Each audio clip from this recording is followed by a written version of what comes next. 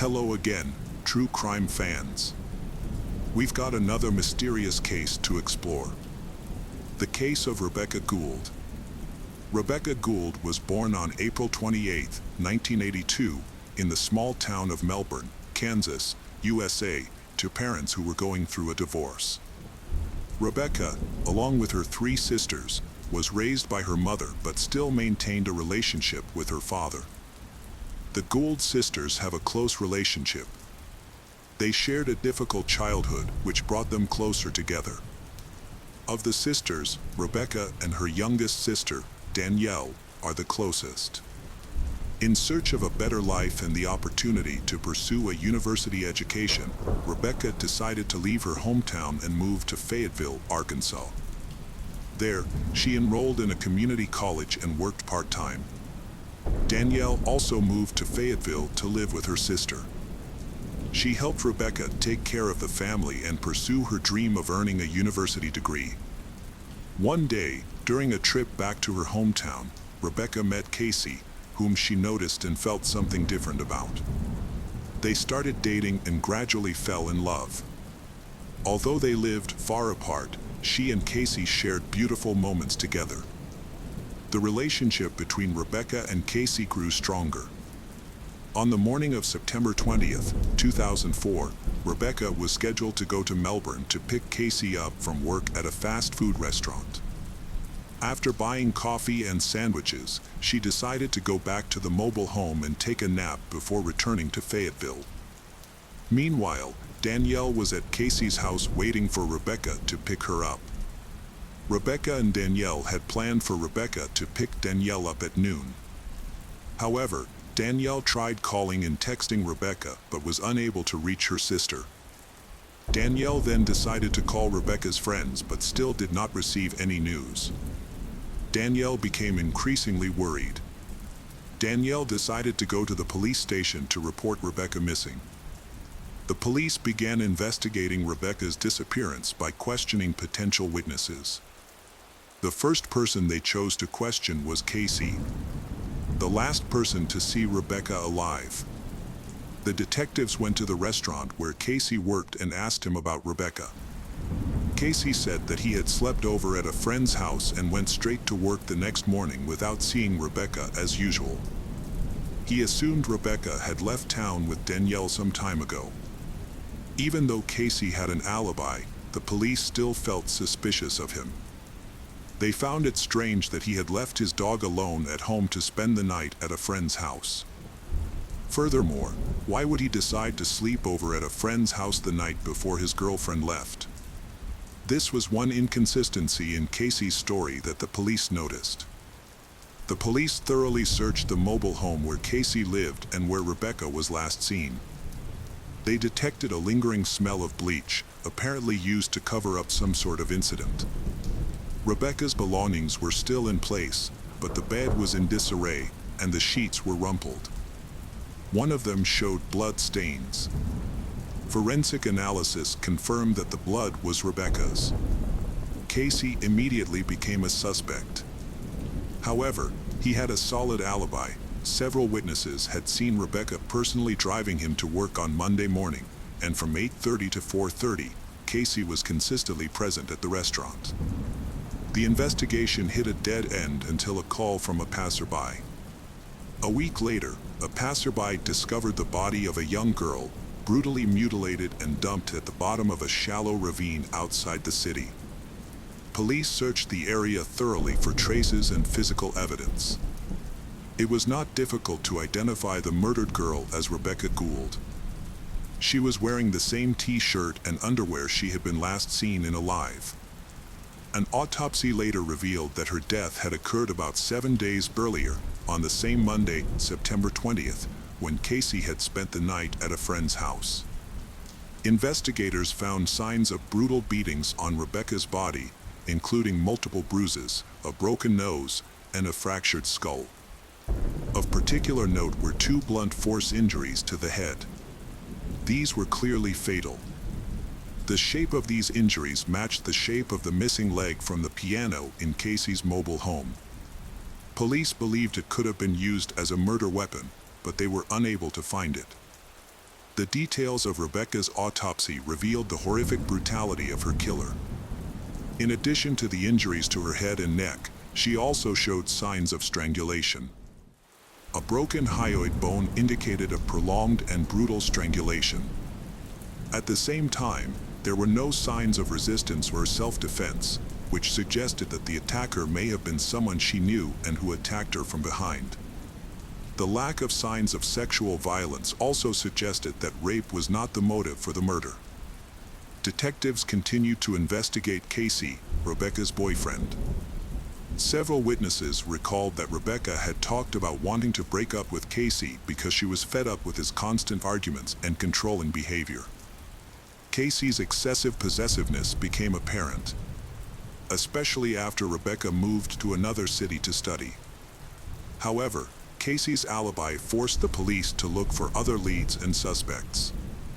Over time, numerous people connected to Rebecca were investigated, but to no avail.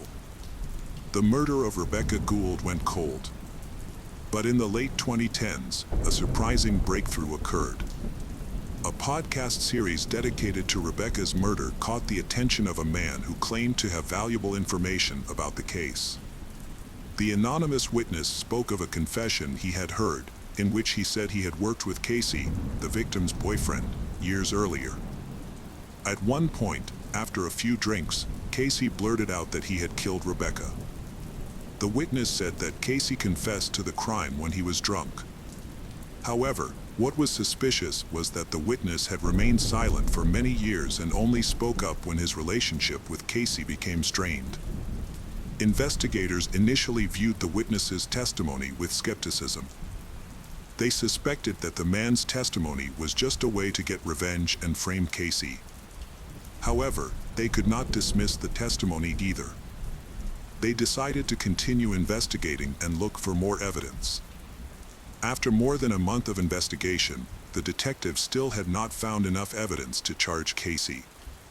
However, they felt that the solution was somewhere nearby.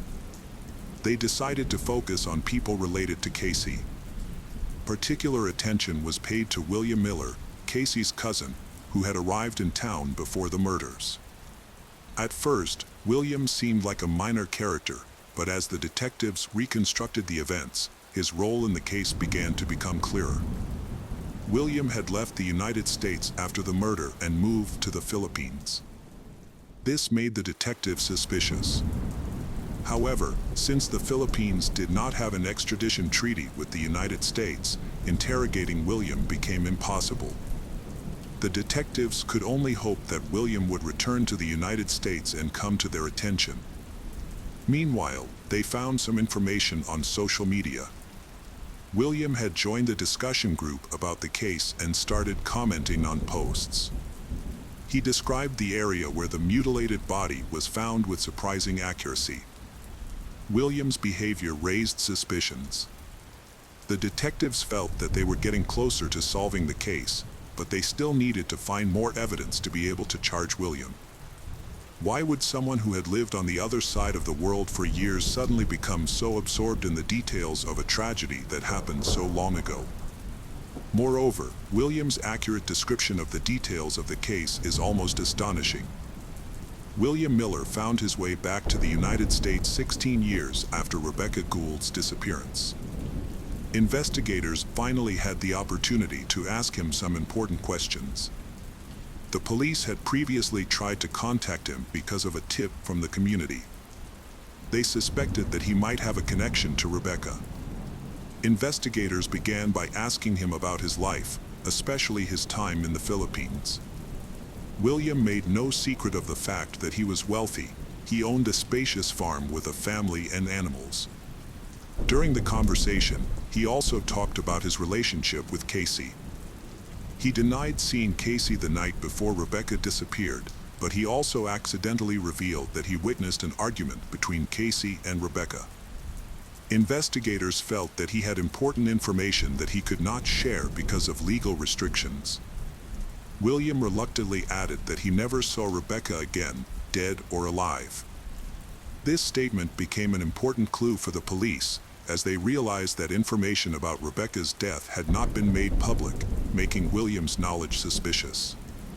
Investigators decided to employ a trick to test William. They brought photos of William's car taken in 2004 into the interrogation room and claimed that there was blood on the gas pedal, matching Rebecca Gould's.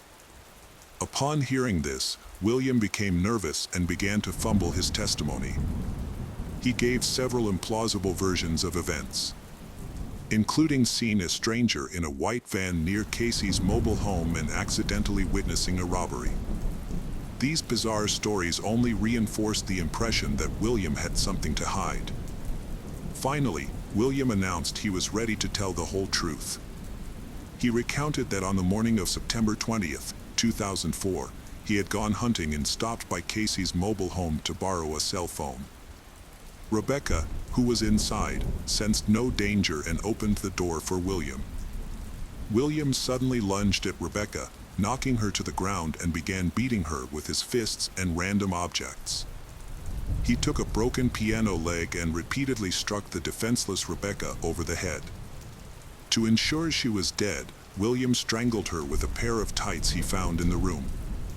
After killing Rebecca, William wrapped her body in a suitcase, mopped the bloody floor, stuffed the blankets and sheets in the washing machine, and turned the mattress upside down to hide the evidence. He took Rebecca's body out of town and threw it into the nearest ravine. Investigators listening to this bizarre confession were haunted by a simple question: why? What drove this seemingly respectable family man to commit such a terrible crime? William swore he had no intention of raping Rebecca and that there was no romantic or sexual relationship between them.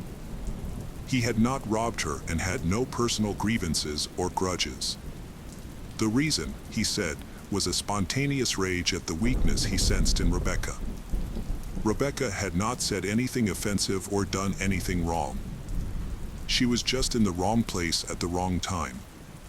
For years, William Miller had boasted about his crimes and taunted the police. Joining the online group became a game for him, a chance to prove his superiority over the law once again. However, was Rebecca Gould Williams' only victim? This became the central question for the detectives. In order to find out more information, they resorted to a ruse. They thought this could help them discover the truth. When they told William that they knew of other murders with a method similar to Rebecca's, William began to cry and beg for mercy. He then revealed a series of new details about his crimes, which horrified the detectives. According to William, he was not just a lone killer, but a true maniac. At least 5 lives were lost at his hands. The victims were mostly young women, including prostitutes and hitchhikers. William would pick them up on the highway, lure them to deserted places, and then brutally murder them. William did not rape these women. Instead, he derived pleasure from the killing process itself. He watched the life fade from the eyes of his captives, savoring their terror and despair.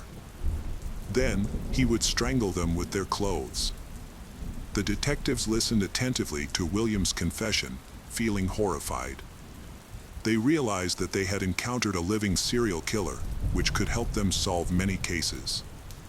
However, the detectives also questioned the authenticity of William's confession. To verify the information, they asked William to provide more details about the victims and where they were buried. William provided some information, but it was not detailed enough. He gave some descriptions of the victims, but did not provide specific information about the locations or dates of the murders. In the end, the detectives relied on a rough map that William had marked with some of the possible locations where the victims' remains might be found. William's testimony was still valuable. The detectives knew that they had months, if not years, of hard work and careful examination ahead. They would have to search for missing bodies, compare DNA, and identify the victims. The most important thing was that William would eventually go to prison and never be able to hurt anyone again. William had revealed too many details that only the killer would know. His testimony matched the autopsy results and the circumstances of the crime scene perfectly, In November 2022, more than 5 years after William Miller was arrested, the case finally came to a close. William was charged with the premeditated murder of Rebecca Gould. However, investigators did not have enough evidence to charge him with other crimes. The court decided to focus on the 16-year-old murder case. The prosecutor argued that a life sentence was appropriate for William. They believed that he was no longer a human being but a killer who posed a direct threat to society. The prosecutor believed that if William were released, even for a day, he would surely commit more crimes. In contrast to the prosecutor, William's lawyers emphasized that he was not responsible for his actions because of his mental illness. They urged the jury to sympathize with their client and allow him to be treated in an appropriate psychiatric facility. In the end, the court convicted William Miller of first-degree murder. He was sentenced to 40 years in prison, with the possibility of parole in 25 years. If William were released, he would be 72 years old. The verdict shocked the people of Melbourne. Many protested that the sentence was too lenient. In their view, a person who committed such a crime did not deserve parole. Some argued that the investigation had watered down the crime and weakened the case to avoid affecting the clearance rate. Ultimately, William's conviction automatically cleared Casey, who many townspeople considered the real killer. Despite the skepticism and outrage, the fact remains that one of the most famous and mysterious murders in Melbourne's history has finally been solved. The real killer, a serial killer and psychopath, was imprisoned, not for life, but long enough to protect society from further victims. While not all the mysteries were solved, Rebecca's family finally knew the truth. They could begin to heal their emotional wounds. Months have passed since William Miller's arrest, and life in Melbourne is slowly returning to normal. Rebecca Gould's family is trying to come to terms with their grief. Her mother has found the strength to visit her daughter's grave for the first time in years. Her father has also opened her childhood toys and photo albums, which have been hidden in the attic for a long time. Rebecca's sisters have grown up and are trying to make up for lost time, calling each other regularly to share their grief. Rebecca's best friend, Casey, has decided to stay in Melbourne. He feels he must prove that he can build a new life despite the pain and loss he has experienced. He rarely visits the old mobile home, which holds so many painful memories. But when he gets the chance, he brings white roses to the door, Rebecca's favorite flower. William Miller, who caused pain to Rebecca's family, seems to have accepted his fate in prison. He behaves quietly, trying not to attract undue attention. He willingly communicates with a psychiatrist and takes prescribed medication. However, from time to time, a strange smile flashes across his face, as if reflecting something dark that has long been hidden under a mask of kindness. This story is a testament to the inevitability of justice. Sometimes it seems that evil is winning and criminals are getting away with it, but in reality, it is not. Sooner or later, punishment comes to all those who have crossed the line of humanity, and when it does, there is no turning back, only bitterness, loneliness, and the burden of guilt to carry to the end. The case of Abril Perez. Abril Perez was born on November 18, 1971, in Monterrey, Mexico. She was the second of 3 children to parents Maria del Sacramento Saganon and Manuel Perez. Raised alongside her older brother Javier and younger sister Ana, the family lived modestly, but provided their children with a good education and motivated them to aspire to a better life. Abril excelled in school, showed a talent for mathematics and entrepreneurial skills, and dreamed of obtaining a high-quality higher education to secure a well-paying job with career advancement opportunities. After finishing high school, Abril was admitted to the most prestigious university in Nuevo León, where she earned a master's degree in finance and business administration. Upon graduating, she was hired in the sales department of one of the country's largest and fastest-growing companies. A few years later, she ventured into digital sales, and quickly rose through the ranks, becoming the executive director of the company within 2 years. Abril was young, beautiful, successful, ambitious, and steadily advancing towards the life she had always dreamed of. She built a brilliant career, supported her family, and was full of plans for the future. However, her personal life remained unsettled, which disappointed her loved ones. Nevertheless, she was confident she would find true love and live a long, happy life. Little did Abril know how her marriage to the perfect man would turn out. Abril met Juan Carlos in the mid-1990s, when her career was taking off. They were both ambitious, which created a strong connection between them. He was captivated by her beauty, charm, kindness, and intelligence, while she was drawn to his sharp intellect and determination. As their companies collaborated on projects, they crossed paths several times, eventually leading Juan Carlos to realize he was in love with Abril. Through mutual acquaintances, he obtained her phone number and asked her out on a date. The feelings were mutual, and their relationship developed quickly. By 1998, they decided to formalize their relationship with a wedding. By then, they had both achieved considerable career success and were involved in developing online stores, which showed great promise. Their life resembled a true fairy tale, evoking envy and admiration among their peers. After 3 years of marriage, Abril gave birth to their first child, a daughter named Ana Cecilia. 2 years later, they had a son named Juan Carlos Jr., and another 2 years after that, they welcomed a third child, a boy named Julio Andreas. Despite having 3 young children, Abril managed to balance her parental responsibilities with her career advancement, barely taking any maternity leave. From the outside, the Perez Sanchez family seemed perfect, wealthy, successful, and happy. However, appearances were deceiving.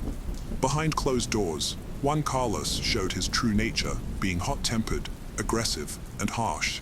He was intolerant of compromise, insisting that everything had to be exactly as he wanted. Over time, his behavior worsened, and verbal altercations escalated into physical confrontations. After the birth of their first daughter, Juan Carlos briefly softened, trying to control his emotions, but it didn't last long. By the time the third child was born, he no longer even tried to be a good father or husband. He would vent his anger on Abril, insulting and belittling her, and her tears seemed to lift his spirits. He regularly physically harmed her, often in ways that left no visible marks on her body, so she could hide the bruises under clothing or mask them with makeup. All this was done to protect his flawless reputation and pride himself on being a model family man, loving husband and father. Abril kept silent for years, trying not to tell even her sister and mother about the ongoing nightmare. She earned well and could have raised the children on her own. But her husband was a wealthy and influential man who could easily take the children away from her through the courts. By 2010, the ideal family facade had begun to crumble, and those who once admired them started to suspect that something was terribly wrong behind closed doors. Abril was not just subdued, but deeply distressed, visibly thin, sleeping poorly, and frequently sporting bruises on her face and body that became increasingly difficult to conceal.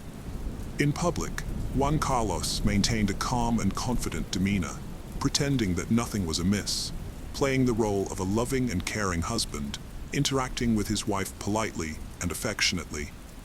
However, at home, he transformed into a monster, making it increasingly dangerous for Abril to be near him. Despite pleas from loved ones to divorce him, Abril stubbornly insisted that everything was fine and that she would handle the problems with her husband herself. In 2014, Juan Carlos's career reached its peak when he became the head of a major trading company, making him one of the most influential people in the field.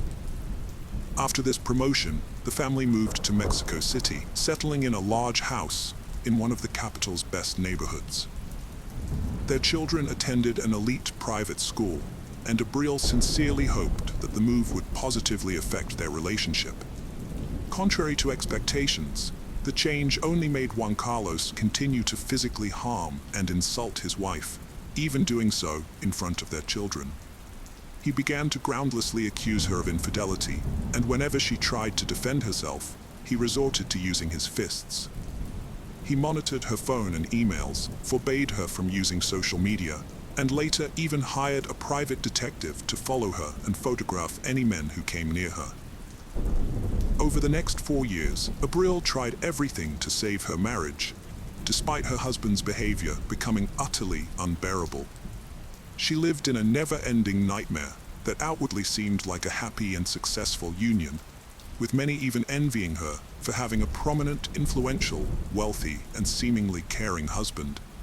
In 2018, the Sanchez family traveled to Monterrey to celebrate Catholic Christmas with the Perez family. However, Juan Carlos behaved towards his wife as he was accustomed, not shying away from her parents, who were horrified by what they witnessed. At that moment, Abril realized things could not continue this way and informed her husband that she would file for divorce once they returned to Mexico City.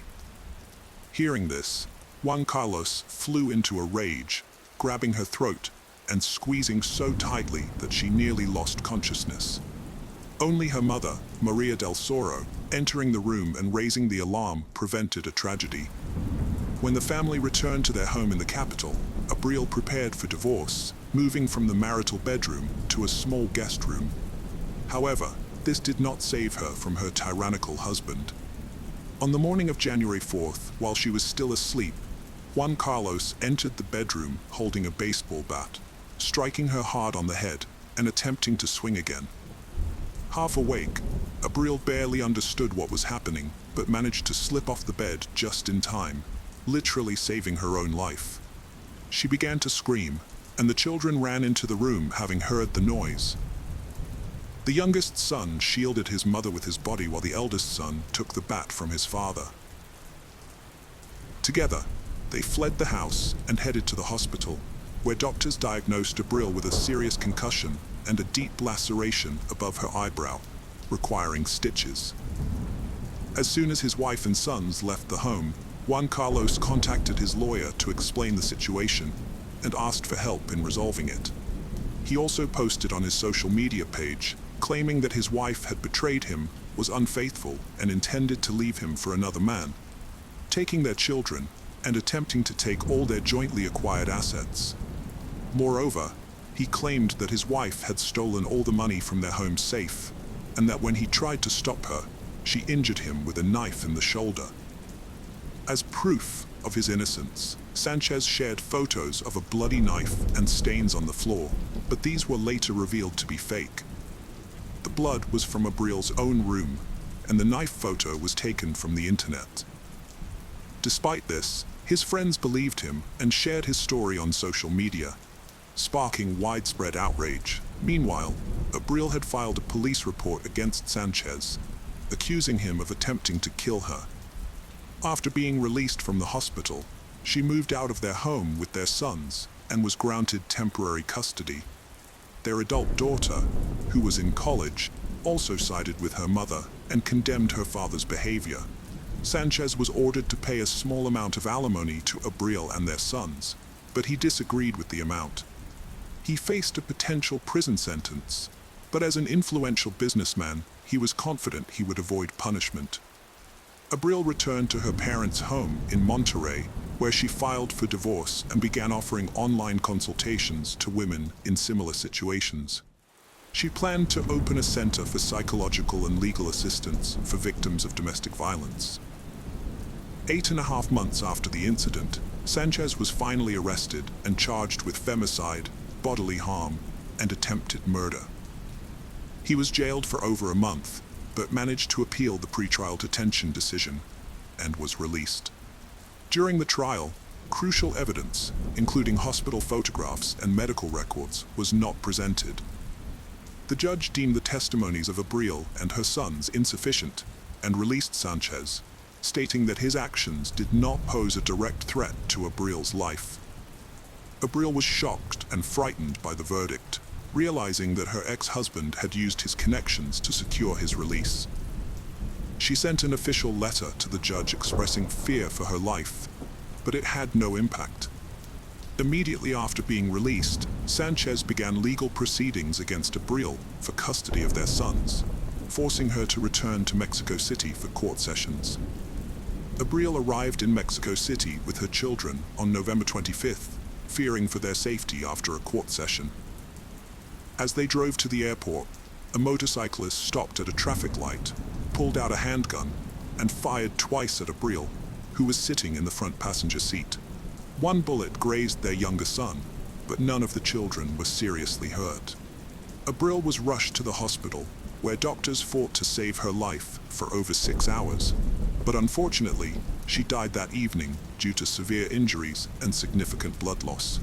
Abril's family, convinced that her ex-husband Juan Carlos was behind the brutal act, urged authorities to arrest him.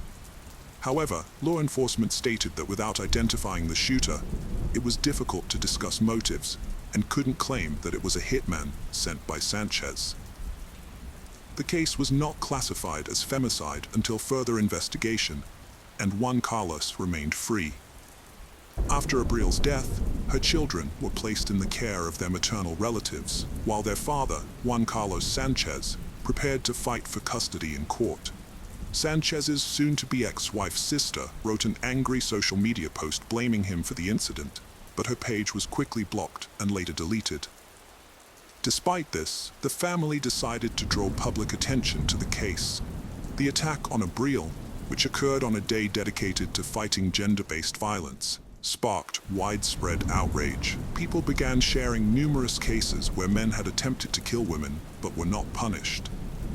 As a result, the General Prosecutor's Office launched a new investigation into Sanchez and instructed investigators to review the judge's decisions to release him. The judges involved in Sanchez's case were temporarily suspended and later removed from their positions. Mexican politician and women's rights defender Claudia Sheinbaum Parro confirmed that Abril's case had been reclassified as femicide and would be reinvestigated. The judges who had released Sanchez could face consequences for Abril's death if his guilt was proven.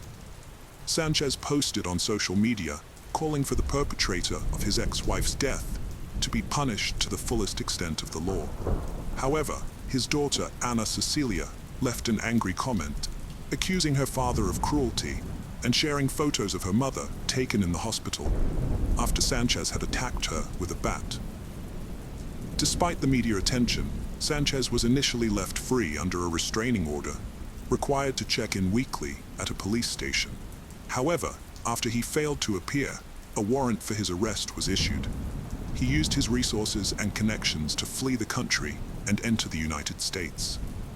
Mexican authorities contacted Interpol, reporting Sanchez as a fugitive accused of a serious crime, and he was declared wanted worldwide. An investigation was launched to find the hitman who killed Abril. Street camera footage revealed 2 cars following her vehicle as she left the courthouse with her children and lawyer. The motorcyclist who committed the crime was not alone, but received instructions from individuals in the cars.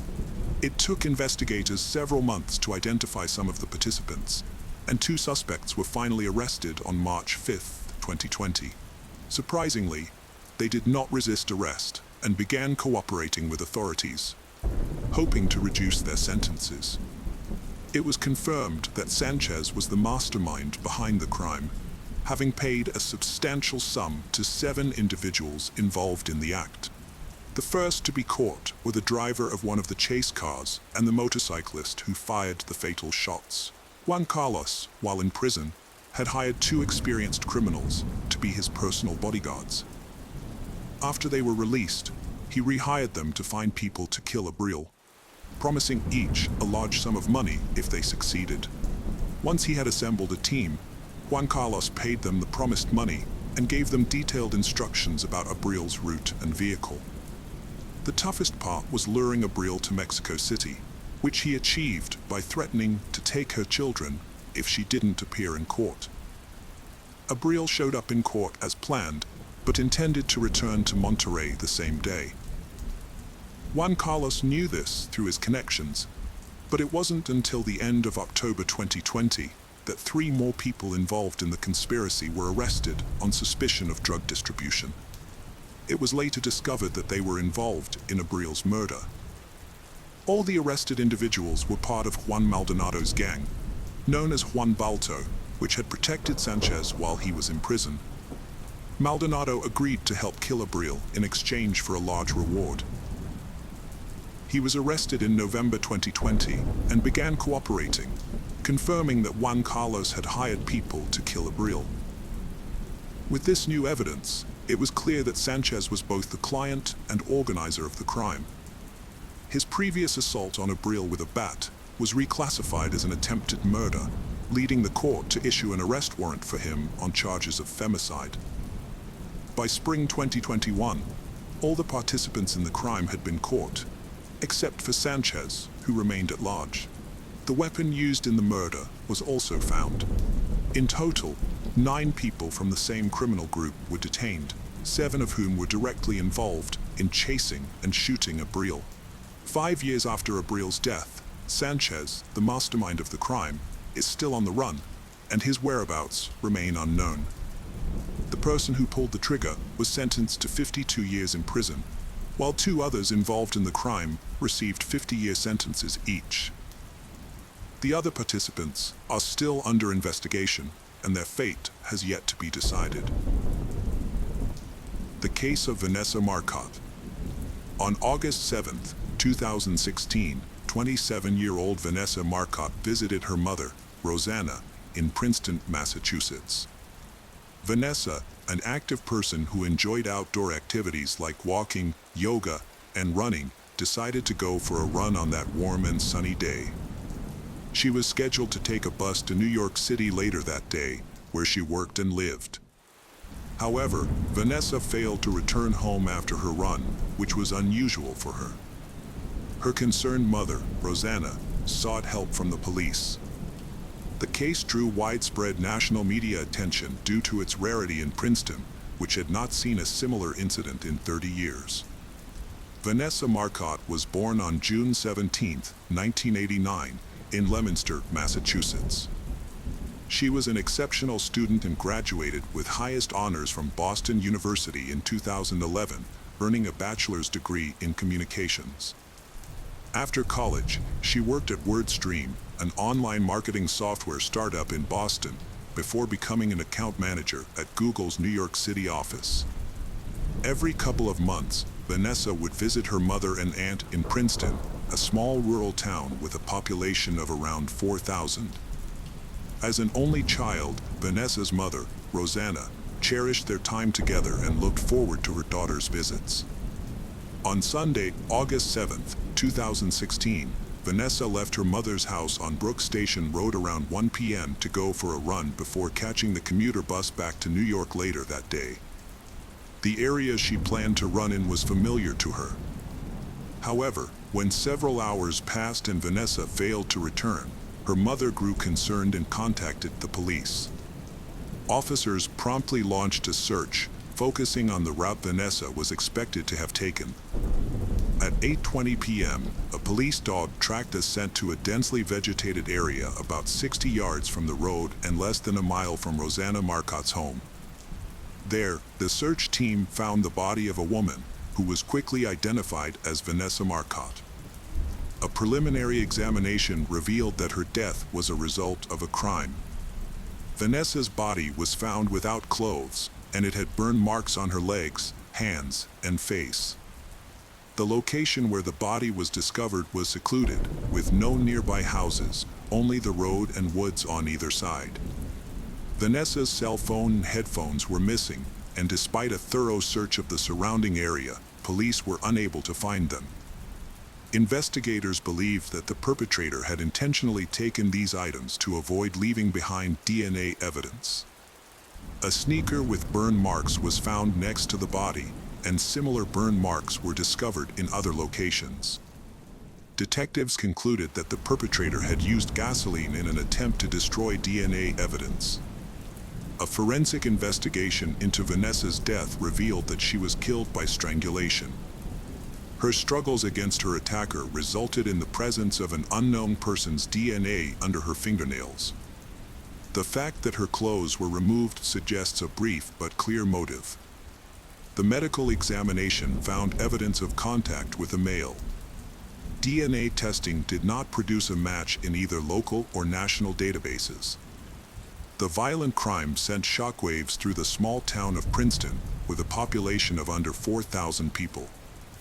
The incident was highly unusual for the area, prompting widespread concern. Local authorities urged residents of Princeton and surrounding areas to remain vigilant and report any suspicious activity to the Massachusetts State Hotline or the Princeton Police Department. In a press conference on August 11th, Worcester District Attorney Joseph Early Jr. confirmed that the suspect is likely a male who sustained minor injuries, including cuts, bruises, and scratches, during the struggle with Vanessa. The news of Vanessa Marcotte's death sent shockwaves through her family, the Princeton community, and her co-workers. A Google spokesperson expressed the company's condolences, describing Marcotte as a beloved team member who worked in the New York office for a year and a half. She was known for her bright smile, dedication to volunteer work, and enthusiasm for Boston sports. Google is deeply saddened by her loss and is thinking of her family and friends. Boston University, Vanessa Marcotte's alma mater, also paid tribute to her. The university's executive director of media relations, Colin Riley, said, "We are heartbroken for her family and friends. They are in our thoughts and prayers." Initially, police investigated a possible connection between Vanessa Marcotte's death and the murder of another runner, Karina Vetrano, which occurred a few days earlier in New York City. On August 2, 2016, Vetrano went for a run in Spring Creek Park in Queens, despite her father's concerns about her running alone. She was last seen alive around 5 p.m., just before entering the park. When she failed to respond to calls and texts, her father alerted the police, who began searching for her around 11 p.m. Tragically, her father found her body face down about 15 feet from the trail. Karina Vetrano's murder shared similarities with Vanessa Marcotte's case, including the fact that her body was found exposed and she had been strangled. However, investigators initially did not believe the cases were connected. 6 months after Vetrano's murder, 20-year-old Chanel Lewis was arrested and later sentenced to life in prison without parole after his DNA was matched to evidence found on Vetrano's body. In contrast, the investigation into Vanessa Marcotte's murder remained ongoing. Detectives believed that Vanessa Marcotte killer likely lived in or frequently visited Princeton and was familiar with the area. They also thought that Vanessa Marcotte did not know her killer and that their encounter was accidental. To aid in the investigation, law enforcement set up separate 24-hour phone lines for the public to report any information. A key eyewitness came forward, reporting that they saw Vanessa stop at a local convenience store for a drink of water around 1 p.m. on August 7th. She was last seen walking and talking on her cell phone. The attack on Vanessa is believed to have occurred within 2 hours of her being seen outside the store. Her phone was last active at 2:11 p.m. and has remained off since. Despite an extensive search of the area where her body was found in the surrounding neighborhood, police initially found few leads. It wasn't until 3 months later that a new witness came forward with crucial information. The witness reported seeing a dark-colored Ford SUV parked near the crime scene on August 7th, on 2 separate occasions. The first sighting was at 12:45 p.m., when the witness saw the driver, a Hispanic man between 25 and 35 years old, standing next to the vehicle and talking on the phone. The second sighting was at 2:05 p.m., when the witness drove by the same location and saw the SUV still parked, but with its hood down and no one in sight. This new information led authorities to launch a search for a Hispanic man who owns a black SUV and may live in the Princeton area. On February 23, 2017, 6 months after Vanessa's death, Worcester County District Attorney Joseph Early Jr. released new details about the investigation. DNA found on Vanessa's body had been analyzed, and a suspect profile was created based on the DNA and witness statements. The suspect was described as a Hispanic male, 20 to 30 years old, with an athletic build, medium height, and short or shaved hair. He was believed to have had access to a dark-colored SUV on the day of the crime and to have suffered visible upper body injuries shortly after the attack. About 3 weeks later, a police officer in Worcester County spotted a man who matched the suspect's description. The man was driving a vehicle identical to the one seen on the day of Vanessa's death. The officer quickly noted the license plate number and identified the car's owner. The police then visited the owner's residence, where they found 31-year-old Angelo Colon Ortiz. Colin Ortiz was a 30-year-old husband and father of 3 who had recently moved to Worcester, Massachusetts, from Puerto Rico. He worked as a delivery driver for a FedEx contractor and was familiar with the Princeton area, where he often made deliveries. Despite his clean record, Colin's behavior was concerning to those around him. Neighbors in Worcester described him as having a perverse nature, often making vulgar comments to people in the neighborhood. A former Princeton postal worker also reported that Colin frequently made crude comments about her and other women to his co-workers. When questioned by police about the attack on Vanessa Marcotte, Colin claimed he did not know her and couldn't remember if he was in Princeton on the day of the incident. However, he did agree to provide a DNA sample, signing documents to allow his DNA to be analyzed. The lab took some time to process the DNA test, which ultimately revealed a match between Colin Ortiz's DNA and the DNA found under Vanessa Marcotte's fingernails on April 15, 2017. As a result, Colin was arrested and charged with the crime just 3 days later. Prosecutors presented evidence that on the day of the murder, Colin purchased $5 worth of gasoline from a store located 6 miles from the crime scene at 2:35 p.m. This suggested that Colin had returned to the scene after Vanessa's death in an attempt to destroy evidence, including his DNA on her body. The district attorney argued that the DNA evidence was collected through proper procedures, which led to the charges against Colin. However, Colin's attorneys countered that their client's DNA sample was obtained irregularly, casting doubt on the legitimacy of the evidence. The defense team argued that Colin Ortiz's language barrier hindered his ability to understand that providing a DNA sample to the police was optional. In fact, Ortiz stated that he was unaware that he could refuse to provide one. Colin, a U.S. citizen born in Puerto Rico, does not speak, read, or understand English, as he declared in an affidavit. He recounted that on March 16, 2017, 2 white state police officers visited his home with a translator who spoke a Spanish dialect that was unfamiliar to him. The trial extended for several years, ultimately leading to Judge Janet Kenton Walker's decision on January 11, 2022, to deny the defense's motion to suppress the DNA evidence. Colin maintained his innocence to the original charge of first-degree murder, but through a plea agreement, he pleaded guilty to the lesser charge of second-degree murder, which carries a shorter sentence. Angelo Colin Ortiz, 36, pleaded guilty to the robbery charge and was sentenced to life in prison in October 2022. As part of the plea bargain, Colin will serve 20 years for the robbery charge, followed by a life sentence with a minimum of 25 years before being eligible for parole. This means he will spend at least 45 years in prison before he can be considered for parole.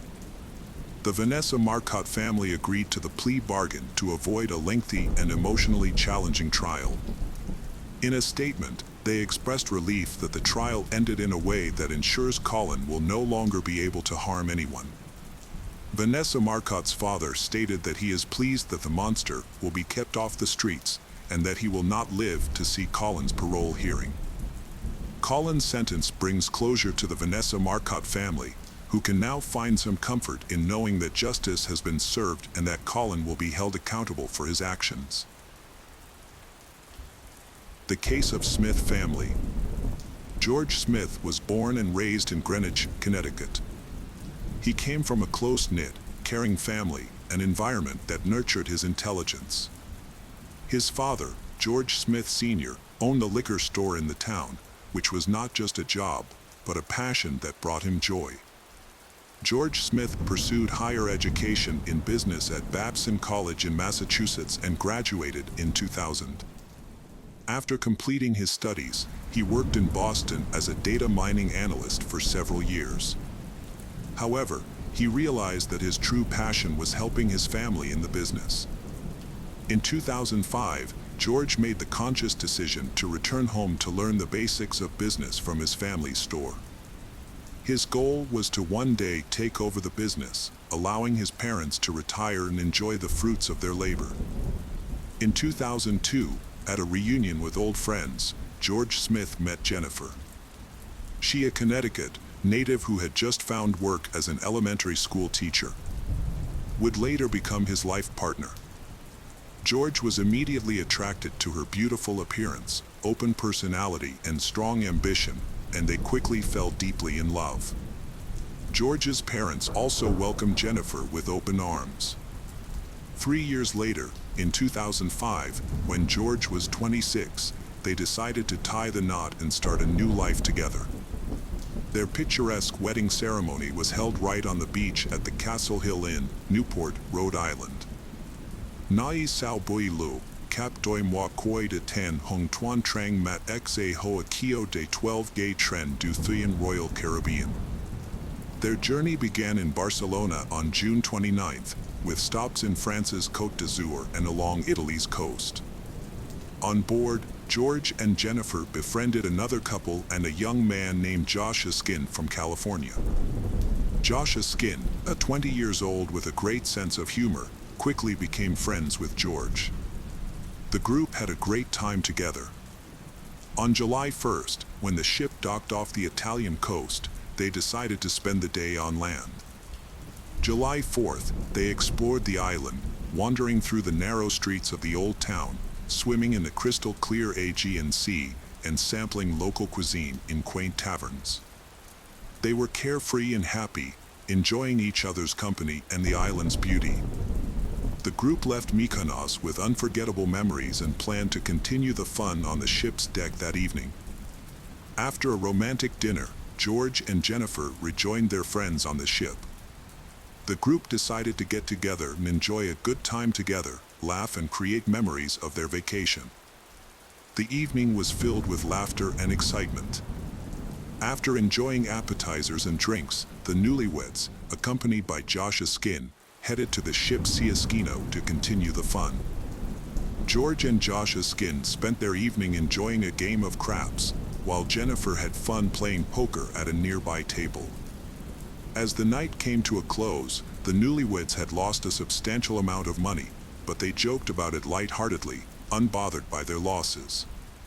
After the Siaskino closed, they decided to keep the party going.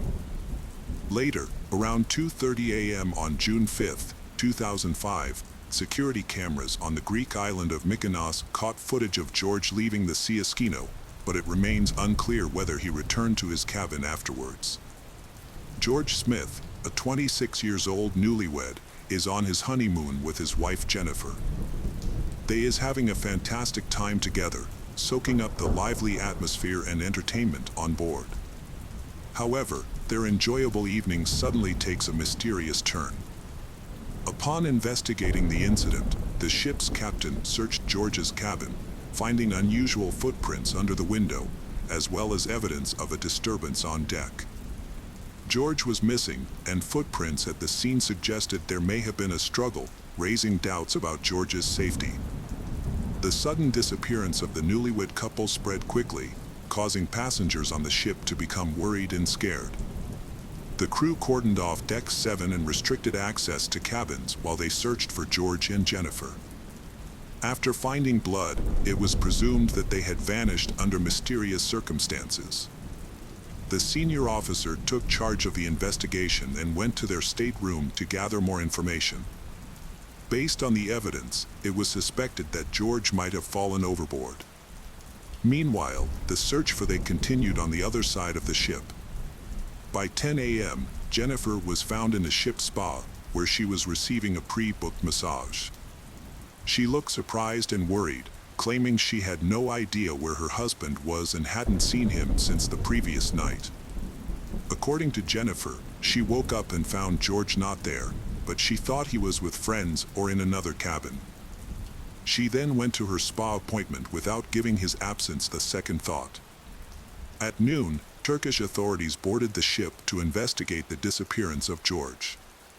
The captain reassured passengers that the investigation was necessary to understand what happened and hoped it would end quickly. The police began by questioning George's wife, Jennifer, who was visibly agitated and seemed to have limited information about her husband's disappearance. Jennifer told the police that she had last seen George the previous night and that Royal Caribbean staff had informed her that he may have fallen overboard. The discovery of blood on the boat's awning suggests that something terrible has happened to George. As a result, Jennifer became the main suspect due to her agitated state and apparent lack of knowledge about her husband's disappearance. The investigators then examined cabin 962, which was found to be in disarray, suggesting a possible struggle. In the bathroom, they discovered small drops of blood on the carpet and towel, as well as fingerprints on the balcony railing. Furthermore, 2 small blood stains, each approximately 2 centimeters long, were found on the bedding. The blood samples were later identified as belonging to George. George's disappearance from the cabin remains a mystery, and all evidence points to the fact that he experienced trauma before he disappeared.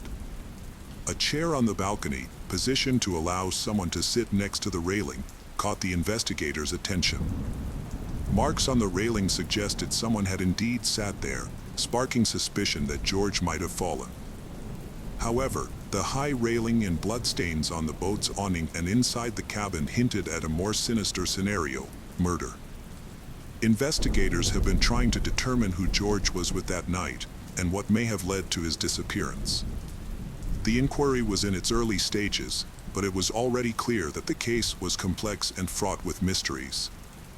The Turkish authorities boarded the ship to investigate George Smith's disappearance. They began by questioning the group of friends with whom the newlyweds had spent the previous night. As the investigation remained shrouded in mystery, every detail was crucial. They reported that George and Jennifer had consumed excessive alcohol, leading to George's intoxication. They claimed to have helped him back to the cabin, put him to bed, and removed his shoes before leaving him alone. However, they were unable to account for Jennifer's whereabouts and assumed she had returned to the cabin later. Notably, Josh Askin's testimony contained inconsistencies.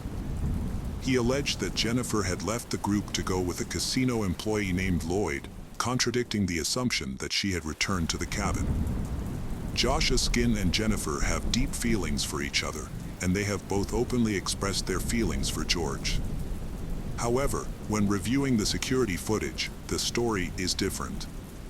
At 3:30 a.m., the footage showed Jennifer leaving with new friends, while George stayed behind. Furthermore, data from Lloyd's key card indicated that he returned to his cabin at 3:25 a.m., a fact confirmed by his girlfriend. This new information raised more questions and led investigators to suspect that Josh Askin may have been hiding some crucial details. As the investigation continues, each new revelation added more mystery to the story.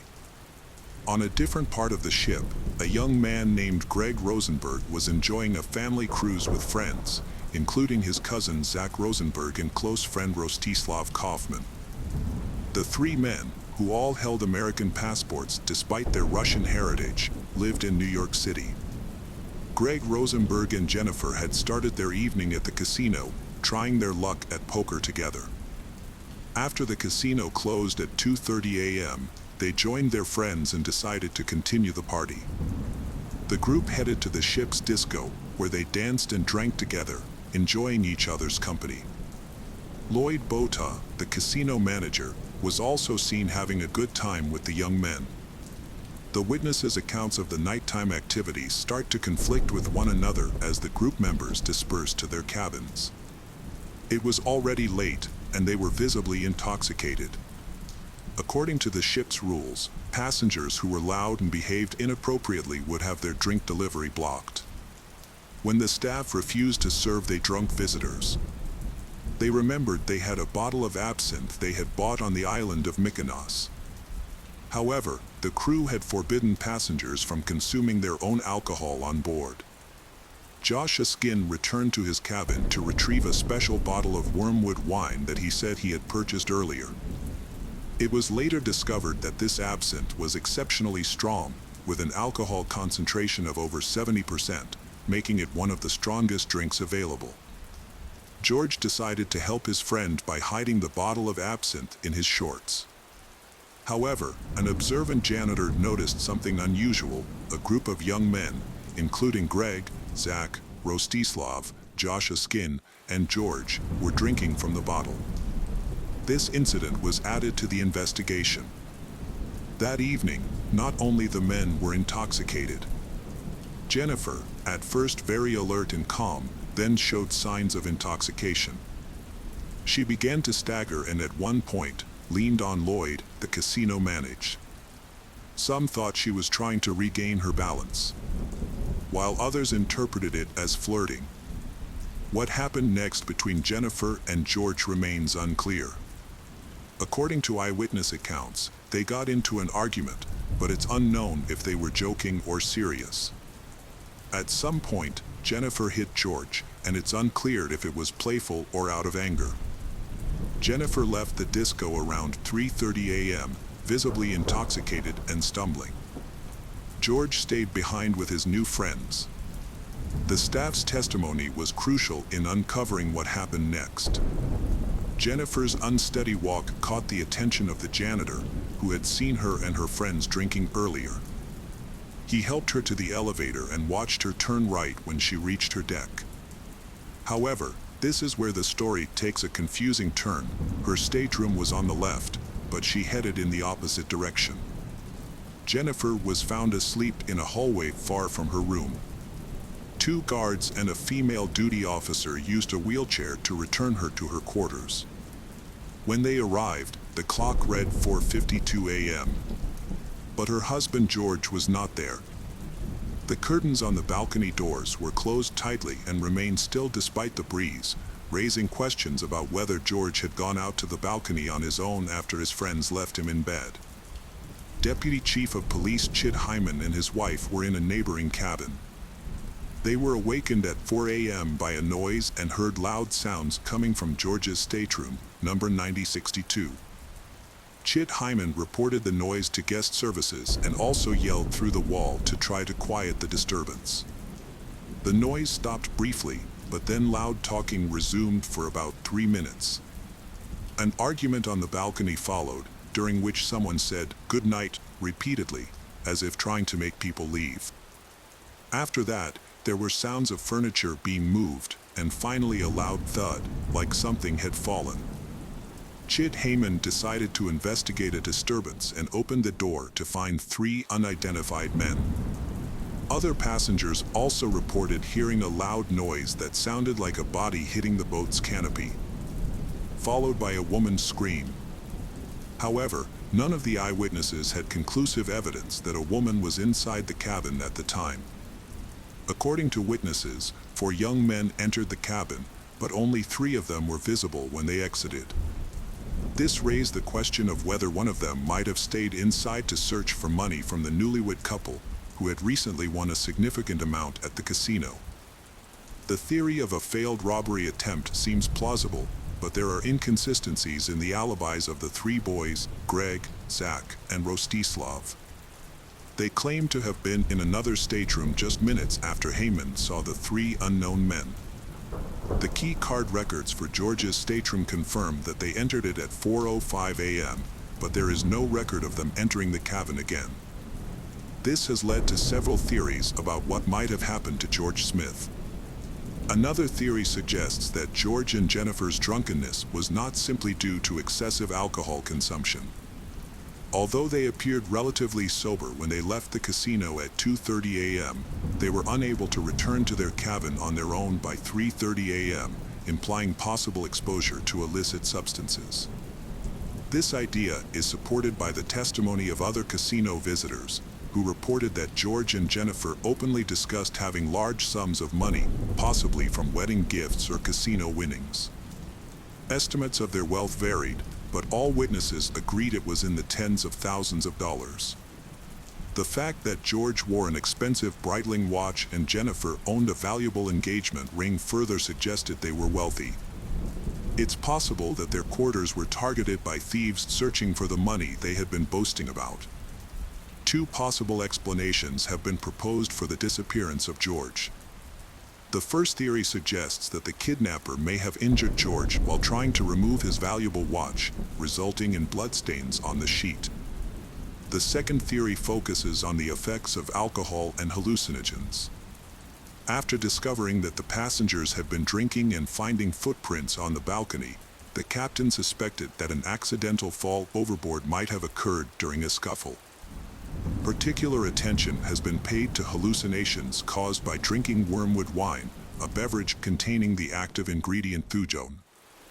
However, toxicology experts note that the concentration of thujone plays a crucial role in determining its effects. Importantly, absinthe sold in European countries today is strictly regulated, and the thujone concentration is limited to such a low level that it is incapable of causing hallucinations. The fact that the George actually purchased the wormwood wine in Europe makes it unlikely that it caused the hallucinations, as experts claim that the amount of alcohol required to produce such hallucinations would have to be extremely large. In reality, only black market absinthe with a much higher concentration could potentially cause hallucinations. In the investigation into George Smith's disappearance, the FBI conducted polygraph interviews with Jennifer and Lloyd Bota, and who both passed. However, Joshua Skin failed the polygraph, which may suggest that he is hiding something about George's disappearance.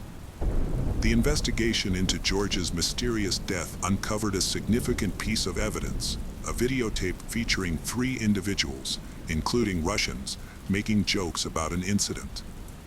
The FBI agents reviewed this tape, and a particular comment made by one of the men, "We gave him a lesson in paragliding without a parachute," suggests a potential connection to George's case. During the investigation in 2009, FBI agents interviewed Greg, Zach, Rostislav, and Joshua Skin as witnesses. However, Zach Rosenberg and Joshua Skin declined to provide a direct answer. Their answers remained vague, implying that they did not want to share full details of what happened. Another crucial witness was Greg Rosenberg, who was with the group of men entertaining on the night of the incident. He claimed they ordered food to their cabin that evening, providing a possible alibi for the Russian men. Nevertheless, inconsistencies were found in this statement. However, this information is incorrect. According to the ship's service records, their cabin was blocked from service that day. Staff were also specifically instructed not to serve the group that evening. Greg could not confidently say which passenger in the cabin had ordered food. Witnesses offered differing opinions on the nature of George and Jennifer's relationship, citing various observations and recollections. Greg believed it was challenging to gauge the quality of their relationship due to the group's heavy drinking. According to him, everyone in the group was extremely intoxicated, making it hard to determine the specifics of their interactions. There was a discrepancy in testimony as to whether Greg left the cabin immediately after ordering food. Joshua Skin provided information that Greg left the cabin after ordering food. However, Greg denied this statement, saying that he never left. This contradiction complicated the investigation, requiring further investigation to establish the facts. In December 2019, Greg Rosenberg was murdered, and the case remains unsolved. Investigators are exploring a potential connection between his death and that of George Smith. The mysterious circumstances surrounding George Smith's appearance have raised significant questions about his background and family. As details emerged, the situation grew increasingly complicated, with the actions of his relatives following the tragedy drawing scrutiny from both the public and law enforcement. The George family persisted in seeking answers and justice regarding George's disappearance. The case was moved from the FBI's Connecticut office to the New York office. The family offered a $100,000 reward for any information that could help identify and bring to justice those responsible for the crime. They also called for a boycott of the shipping company, which they believed was trying to cover up the incident to protect its profits. The incident also strained the relationship between George's parents and his young wife, Jennifer. Her behavior was closely scrutinized and many found her composure suspicious. She said she was acting on the orders of FBI agents, doing exactly as they told her. However, her hesitation to provide more information sparked suspicion. The George family, who were seeking truth and justice, became disheartened when Jennifer agreed to a $1 million settlement offer from the judgment company. This move appeared to them as a betrayal. They felt the Turkish authorities' investigation lacked transparency, and Jennifer seemed too hasty in accepting the offer, fueling their suspicions that she was concealing information and wasn't invested in uncovering the truth. In contrast, Jennifer says she has very few memories of what happened after 2:30 a.m. that night, unaware that the liner's staff had even found her in the corridor and escorted her back to her cabin. This satisfied with the Turkish investigation. The George family to take matters into their own hands by engaging independent forensic scientist Henry Lee to assist them. Henry Lee conducted a series of studies in the cabin and on the balcony that were not included in the official investigation. These studies could have revealed crucial information about the events surrounding George's death and potentially confirmed one of their main theories: murder or accident. According to Henry Lee, the height of the balcony makes it unclear whether George's fall was an accident or not. It is possible that a third party pushed him or that he was in a state of insanity and climbed onto a chair before falling. Henry Lee had planned to conduct an experiment to simulate a fall from the balcony, but the cruise line owner refused to allow it. George's relatives believe that this decision was made to obstruct their efforts to uncover the truth. Henry Lee also conducted investigations in the cabin, on the balcony, and on the boat, but the results of these investigations were not made public. Meanwhile, the FBI launched its own investigation, but many of its findings and discoveries were kept secret. The FBI's investigation into George Smith's disappearance focused on 4 young men who spent the night with him, as well as 3 Russians, Greg, Zach Rosenberg, and Rostislav Kaufman. However, their testimonies were inconsistent with those of other witnesses, adding to the mystery and confusion surrounding the case. Initially, Jennifer was a suspect, but she was eventually cleared of suspicion. The family then increased the amount of their lawsuit against the company and used the payout to secure the release of the investigation's results, including witness statements and other relevant information. Jennifer was left to cherish the memories of George and dedicated herself to charitable work in his honor. She later remarried, continuing to strive to make a positive impact in his memory. The FBI launched an extensive investigation into George Smith's disappearance, but it was ultimately unable to uncover the truth about his fate or recover his body. Due to lack of evidence, the case was eventually closed, and his death was officially classified as an accident. George's family continues to seek answers about the circumstances surrounding his death, and not being able to visit his grave and pay their respects is the greatest suffering for them. They remain hopeful that the truth will eventually come to light, bringing closure to the case. The case of Brooke Skylar Richardson. In Ohio, the Richardson family, consisting of Kim, Scott, and their children, Jackson and Skylar, seemed like a typical family. Skylar was a cheerleader who struggled with an eating disorder from a young age. Her mother Kim first noticed this when Skylar was 12 years old and refused to buy gum with more than 5 calories. As a flyer on the cheerleading squad, Skylar felt pressured to maintain a certain weight. This obsession with her body image led to a constant fear of gaining weight. During cheerleading season, Skylar started throwing up after meals to control her weight, which only made her issues worse. When the season ended, her struggles intensified. Skylar experienced episodes of binge eating, followed by periods of starvation or extreme dieting.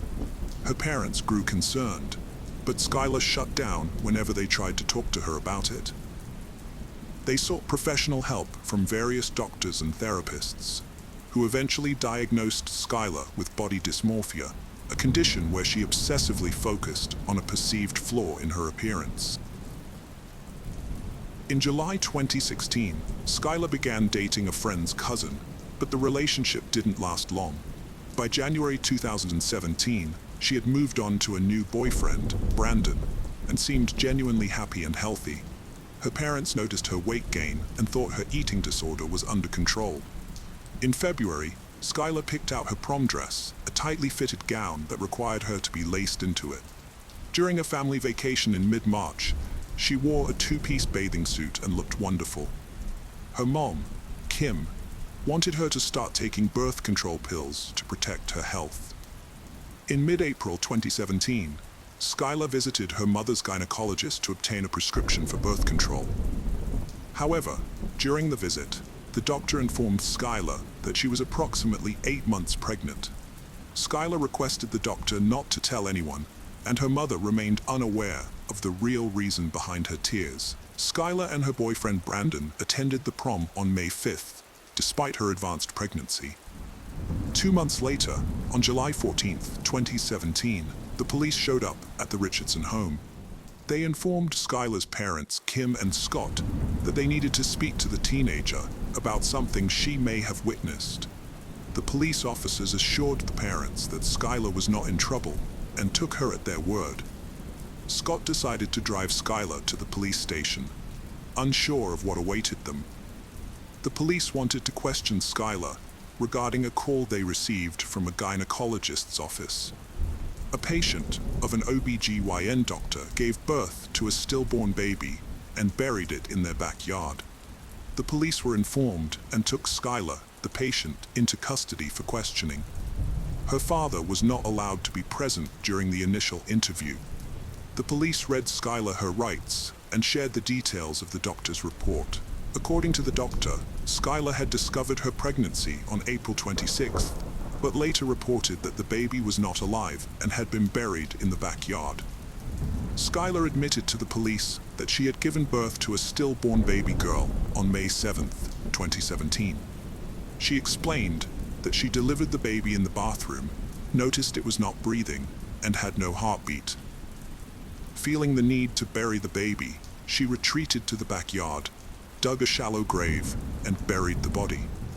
To mark the spot, she placed a vase with a flower at the burial site. The police informed Skylar's parents, Kim and Scott, about the true reason for her detention. They were shocked to learn that Skylar had been pregnant, as they had no idea. They expressed sadness that Skylar had gone through this ordeal alone and without their support. Skylar revealed that she had named the baby Annabelle and claimed the father was a close friend's cousin, whom she briefly dated.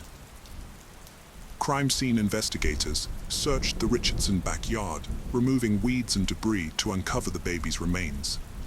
Despite the challenges, they found several bones, including pieces of the skull, which they carefully collected and preserved.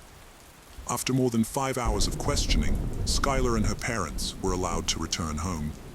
However, 6 days later, the police contacted Skylar again, informing her that they had received new information from the coroner's office. They claimed that the baby's bones showed signs of burning, which Skylar vehemently denied. She insisted that she would never harm her child. The police suggested that Skylar might have tried to cremate the baby to hide the evidence, but she continued to deny any wrongdoing. However, Skylar suddenly changed her story, admitting that she may have used a lighter to try and cremate the baby's remains. She also stated that the baby might have been born alive and made a noise or even cried before dying. Skylar confessed to holding the newborn too tightly, which might have contributed to its death. During a lengthy interrogation, the police gathered enough evidence to arrest Skylar on a charge of reckless homicide. They believed she had suffocated her baby. After presenting the case to a grand jury, Skylar was indicted and arrested for aggravated murder, which carries a mandatory life sentence in Ohio. At her arraignment, Skylar pleaded not guilty to additional charges of voluntary manslaughter, abuse of a corpse, and endangering children. She spent the weekend in jail until her family secured a $50,000 bond. Skylar became the center of a media frenzy following her child's tragic death. The public judged and scrutinized every move she and her family made, taking a toll on their well-being. They retreated to the safety of their home, but even stepping outside became difficult due to threats and photographers. Despite her defense attorneys believing Skylar gave a false confession, the prosecution pressed forward with their case. Even when the medical examiner retracted her initial report of burning, the prosecution clung to Skylar's admission that she had attempted to cremate the remains. Throughout this period, Skylar's family endured immense stress and fear. The public scrutiny and threats made their lives unbearable, and they struggled to navigate a world under constant scrutiny. Skylar's defense attorneys worked tirelessly to defend her against the charges.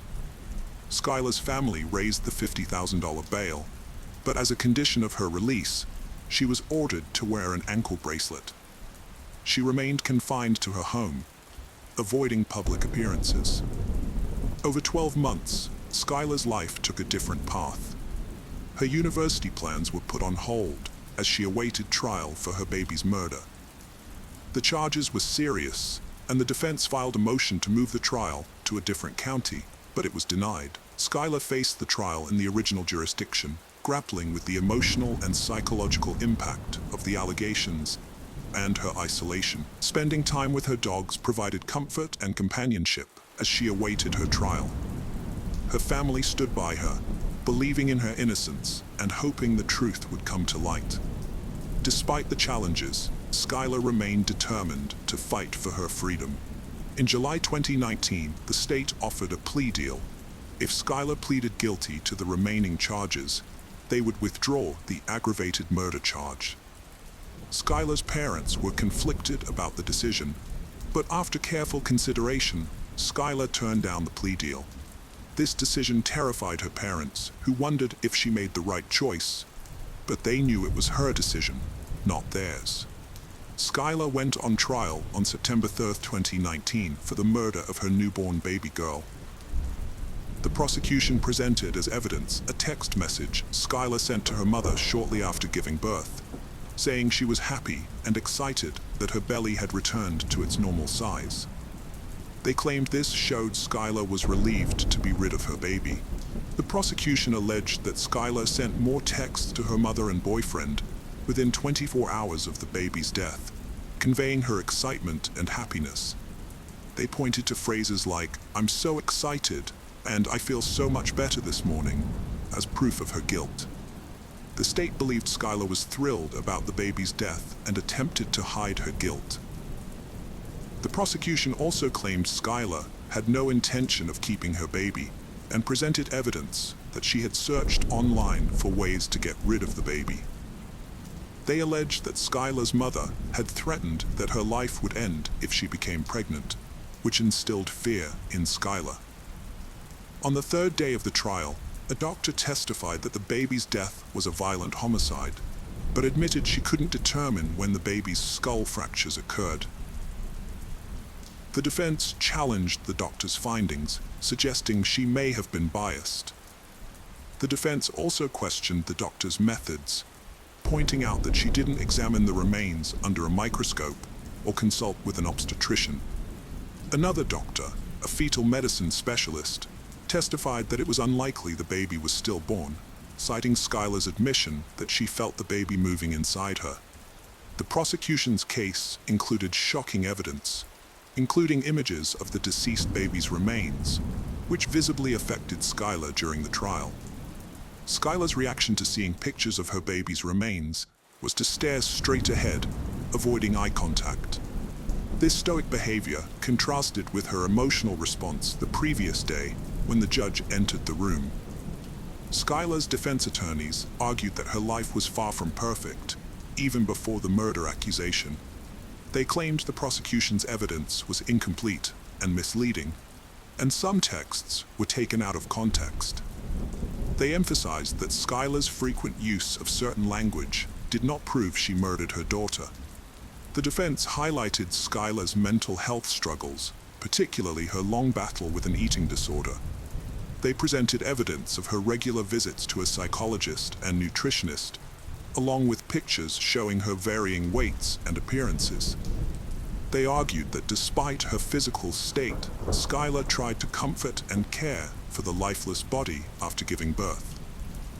Skylar's attorney explained that she intended to tell her family about the pregnancy, but never had the chance. According to her doctor, she had 8 to 10 weeks before delivery and planned to attend prom and graduate before telling her mother, whom she knew would be unsupportive. An obstetrician testified that the baby was stillborn, and Skylar's description of the baby's appearance suggested it was not a healthy newborn. The doctor pointed out that Skylar only gained 15 pounds during pregnancy, possibly restricting the baby's development due to her eating disorder. The defense aimed to cast doubt on Skylar's statements to the police, suggesting she only told them what they wanted to hear. They argued that other factors may have contributed to the baby's death, and Skylar did not harm the baby. Skylar Richardson's trial lasted for 1 week, after which the jury deliberated for just 4 hours before returning a verdict. She was acquitted of aggravated murder, involuntary manslaughter, and child endangerment, but convicted of abuse of a corpse, a felony that carries a sentence of up to 1 year in prison. The judge ordered her to be held in jail until her sentencing hearing, which took place the next day. During the sentencing hearing, Skylar apologized for her actions and acknowledged the harm she had caused. The judge strongly admonished her for her role in the tragic loss of her baby, believing that if she had made better decisions during her pregnancy, her child would still be alive today. The judge sentenced her to 3 years probation for abuse of a corpse, emphasizing that her actions were morally reprehensible and illegal. In November 2020, a judge granted her request to terminate her probation 2 years early, acknowledging her progress and agreeing that she no longer required supervision. Since being acquitted, Skylar has taken advantage of her opportunity to demonstrate her rehabilitation. She has completed 2 semesters of college and has been working part-time at the law firm that represented her. Although she has faced challenges in finding employment due to her probationary status, Skylar remains determined to pursue her career goals, including attending law school and becoming a public defender. The case of Dorothy Stratton. Dorothy Ruth Stratton was born on February 28, 1960, in a neighborhood in Vancouver. Her parents were of Dutch descent and moved to Canada a year after she was born. The Stratton family later expanded with the birth of a son named John, and 7 years later, Dorothy had a younger sister named Louise. Her family lived a simple life. Dorothy was a good student. During her childhood, she did not dream of becoming famous or aspire to have a brilliant career. She only wanted to have the basic things that her poor family could not provide.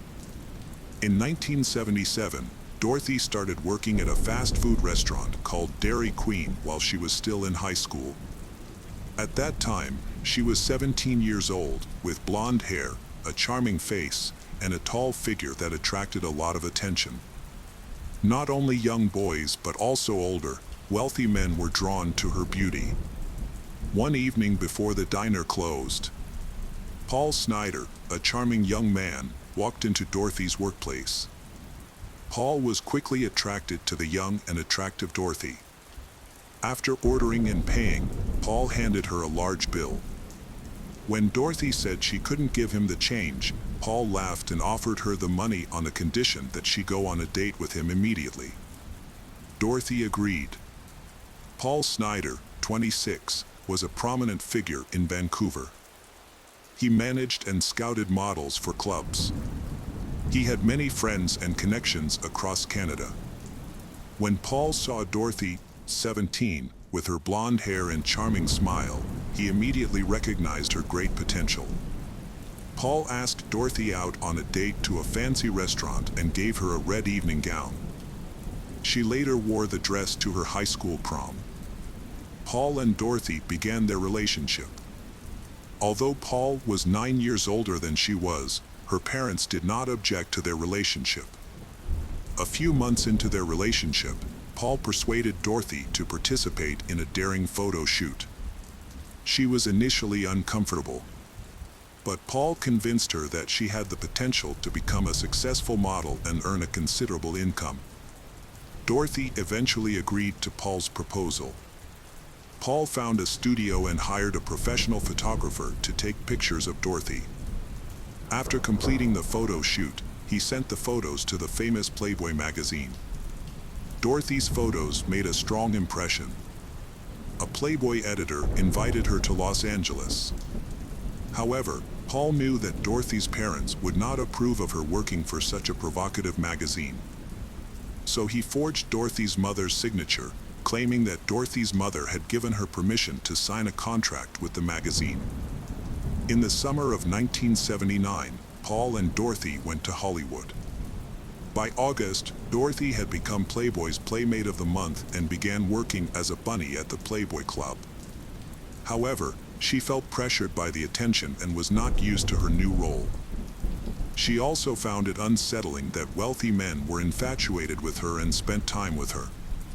Paul Snyder was always by Dorothy's side, always willing to help her.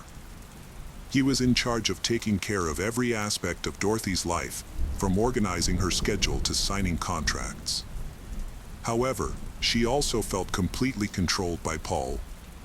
To strengthen their relationship, Paul proposed marriage, and Dorothy finally agreed after some consideration. The reason she accepted the proposal was that she felt she owed him after all that Paul had done for her. In Dorothy's eyes, if it weren't for Paul, she might still be a waitress living off tips. She always felt that if she had never met him, her life would have been boring, working at the diner. However, Dorothy's family had doubts about this decision as they thought that Paul was using Dorothy for profit. Therefore, they warned her against marrying him. In 1979, the same year that Paul proposed, they held a minimalist wedding in Las Vegas. After the simple wedding in 1979, Paul and Dorothy continued to pursue their careers diligently. Dorothy also started filming, where she received recognition from directors not only for her beauty and charm but also for her real acting ability. As Dorothy's fame and fortune grew, she used her earnings to buy a spacious home in Los Angeles, where she lived with her husband. Paul Snyder was pleased with his wife's accomplishments, boasting to friends that Dorothy's growing fame was a shared success. As Dorothy's manager, Paul was always present at her photo shoots and events, overseeing their finances and assets. He also closely monitored her diet, clothing choices, and alcohol consumption at social gatherings, occasionally giving her guidance on which influential people to associate with to advance her career. There was much speculation that Dorothy had an affair with Hugh Hefner, the editor-in-chief of Playboy magazine. However, Hugh denied these claims, insisting that Dorothy was not a woman of loose morals. Over time, Dorothy began to realize that her husband Paul was controlling her life too much. Dorothy appointed a new professional manager and began to exclude her husband from photo shoots, inventing various excuses. The distance between the couple grew, and sensing this, Paul's mental state deteriorated. He became jealously protective of his wife, even hiring a private investigator to monitor her actions. However, no evidence of guilt was ever produced. Paul began to impose restrictions on his wife's clothing, not allowing her to wear provocative clothes and preventing men who did not benefit the family financially from admiring her. He incited conflicts and, in moments of anger, even resorted to physical violence. Dorothy found herself unable to tolerate her husband's aggressive outbursts and increasingly sought to distance herself from him. Friends and colleagues observed growing troubles in Paul and Dorothy's marriage. Playboy staff frequently advised her to end her relationship with her husband. While Dorothy was busy with photo shoots, Paul lived in their home, using his wife's earnings and indulging in idleness. One day, he discovered that Dorothy had set up a company in her name and was actively investing in it. The move, advised by her manager, was strategically arranged so that, in the event of a divorce, Paul Snyder would have no claim to the money. Paul's behavior escalated into more scandal as he sought his influence over his wife diminish. As Dorothy rarely returned home, Paul began to realize that his control over what he considered his golden ticket was slipping away from him. In the spring of 1980, at a gathering at the Playboy Mansion, 20-year-old Dorothy met 40-year-old film director Peter Bogdanovich, a close associate of Hugh Hefner. Peter was charmed by Dorothy and invited her to star in his upcoming comedy. Everyone laughed, and Dorothy accepted the offer to play a mistress. On March 22nd, Dorothy set off alone to New York to shoot the comedy. She lied to Paul, telling him that the director had forbidden anyone other than the cast and crew from being on the set. In fact, she feared that Paul might cause a disturbance during filming. Furthermore, Dorothy asked her manager to filter calls from her domineering husband while she was on set. In New York, Dorothy found herself infatuated with Peter, and a passionate affair blossomed between the actress and the director. Dorothy exuded joy at being with the new person in her life, not wanting to miss out on the opportunity with a sophisticated, wealthy, and influential director. Her attitude towards her husband became distant and cold. Dorothy spent 2 months in New York, and during this time, Paul was left alone in their large home in Los Angeles. Sometimes Paul brought other women home, who were shocked to discover that Paul was being unfaithful to such a gorgeous wife who was also a Playboy model. In April 1980, Dorothy returned to California to attend the Playboy Awards. She won the prestigious title of Model of the Year and appeared on the cover of the magazine, winning a new award. As part of the recognition, she received a lavish gift from Playboy, a Jaguar sports car, and a cash prize of $200,000.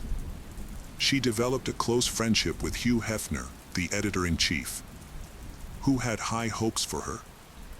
After the ceremony, Dorothy embarked on a 2-week promotional tour across Canada. During the weekend, Dorothy attended a party with director Peter. Meanwhile, she was planning to spend the final part of the tour with her family in Vancouver. However, Paul found out about these plans and immediately traveled to Vancouver, where he had experienced managing clubs and numerous connections. During Dorothy's brief break, Paul coerced her into working in clubs and kept all the profits. This period led to a significant conflict between the couple. Dorothy was in tears, contemplating giving up her career to salvage the marriage. She expressed a desire to return to her parents' house with Paul and start a new life. Paul dismissed this idea. After the tour in Canada, Dorothy returned to New York to continue filming, while avoiding her husband. At one point, she phoned Paul and requested some space in their relationship. Paul became depressed and angry with Dorothy. At the time, he was having an affair with a girl under the age of 18. The girl looked like a model, and Paul wanted to transform her into the next Playboy bunny. However, he soon realized that his young lover could never surpass his wife. In June 1980, on their first wedding anniversary, Paul received a heart-wrenching letter from Dorothy, in which she expressed her desire for a divorce and her intention to stop supporting him financially. This convinced Paul that his fears of Dorothy's infidelity were justified, especially as he suspected she was involved with director Peter Bogdanovich. To gather evidence of his wife's infidelity, Paul hired a private investigator. On one occasion, he called Dorothy's manager and threatened to cause trouble or even do something more serious. The manager advised Dorothy to hire bodyguards and be cautious around Paul. However, Dorothy ignored this advice. Without a green card and lacking permanent residence in the United States, Paul struggled with employment and finances. Facing the risk of running out of money, he withdrew all the funds from his and Dorothy's joint bank account. Consequently, he also sold Dorothy's valuable assets, including collectibles, jewelry, and the Jaguar sports car that Playboy had given her, all at low prices and only for cash. Furthermore, he began renting out rooms in their large house to friends, partly due to depression and loneliness. Gradually, Paul began contemplating a return to his native Canada. In mid-July, filming for the movie in which Dorothy was starring was completed. After that, Dorothy and director Peter Bogdanovich went on a 10-day vacation to England. Upon returning to Los Angeles on July 30th, Dorothy decided to move into the director's mansion in the affluent neighborhood of Bel Air. Meanwhile, Dorothy's ex-husband Paul was plotting his revenge. On the afternoon of July 31st, he borrowed a gun and went to Peter Bogdanovich's house at night. He hid near the gates of the mansion, determined to shoot anyone who came near. After hours of fruitless waiting, Paul became desperate and drove to a mountain area overlooking Los Angeles. During his time alone there, he was plagued by painful thoughts of suicide. When he returned home late at night, Paul still harbored hopes of reconciling with Dorothy. A week later, on August 8th, he convinced Dorothy to meet him at his house. However, Dorothy had changed significantly since their separation. She had become a confident woman with a newfound charm and was no longer affected by Paul's words. Dorothy told Paul that she was in love with another man and wanted a divorce. Paul remained calm and asked her to come back in a week to discuss the breakup amicably. However, the next day, Paul attempted to purchase a gun. He visited several stores but was unable to buy one because he was a Canadian citizen. Paul asks his private investigator to purchase a rifle for self-defense and home security reasons, but the private investigator advises against it and refuses to assist. On August 11th, Paul finds an ad in the newspaper for an old 12-gauge shotgun for sale. He decides to go to the San Fernando Valley to check it out and possibly purchase the shotgun. However, he gets lost and cannot find the address, so he returns without the shotgun. 2 days later, on August 13th, Paul returns to the same location and finds the seller. He purchases the old shotgun and tells the seller that he will use it for hunting. On August 14th, Paul asks his roommate to leave the house so he can talk to his wife, Dorothy, in private without interruption. Dorothy's managers and assistants advised her to accompany them to the meeting or to resolve the issues over the phone. However, Dorothy decided to go alone. She brought a large sum of money to express her gratitude to Paul for his past help. She hoped that the meeting would be peaceful and that she could maintain a friendly relationship with Paul. Dorothy planned to have a short meeting with Paul, so she scheduled a photo shoot for that evening. At noon on August 14th, Dorothy went to meet Paul at his home. Upon arrival, Dorothy received a safety check call from her manager. They had previously set up a specific code for her to use if she encountered any problems. After assuring the manager that everything was fine, the call ended. However, the conversation between Dorothy and Paul gradually became tense and escalated into a dispute. In a sudden fit of rage, Paul pulled out a gun and shot Dorothy in the face. After causing Dorothy's death, Paul seemed to lose control of himself and behaved strangely. He eventually took his own life. At 8 p.m., Dorothy's roommates returned home and found her car parked in front of the house. When they entered the house, they saw Dorothy's handbag in the living room and thought that Paul and Dorothy had made up. They assumed the couple was in the bedroom, so they decided to retreat to their own room and keep quiet. Dorothy's managers became increasingly worried when they could not reach her by phone. They finally managed to contact Paul and Dorothy's roommate at 11 p.m. After a brief conversation, the roommates decided to check out the situation in the master bedroom. When they entered, they witnessed a horrifying sight. Both Dorothy and Paul had died. According to the autopsy, Dorothy Stratton, 20, died about an hour after she arrived home. Dorothy's husband, Paul, died about an hour after his wife's death. Hugh Hefner was one of the first people to be informed of the tragic event. He called his friend Peter Bogdanovich and broke the news of Dorothy's death. When Peter heard that Dorothy had died, he was so shocked that he fainted. He then spent a long time on sedatives to overcome his pain and grief. As a result, Playboy magazine was sent out for publication before the editors knew about it, so the August cover was not changed. Consequently, the magazine was published with a picture of Dorothy Stratton, who had tragically passed away. However, for the annual Playboy issue, her image was replaced with that of another model. Peter Bogdanovich was responsible for organizing and financing Dorothy Stratton's funeral. The loss of his lover had a profound impact on him. He decided to cremate her remains, which were then buried in a Los Angeles cemetery. After the tragic death of the model, the film studio decided not to release They All Laughed, the comedy in which Dorothy had starred. Determined to promote the work, Peter bought the film rights with his own money. The comedy They All Laughed was finally released in 1981. Despite his efforts, the film did not receive significant praise and failed to attract much audience attention. This commercial failure cost Peter millions of dollars and eventually led to his bankruptcy.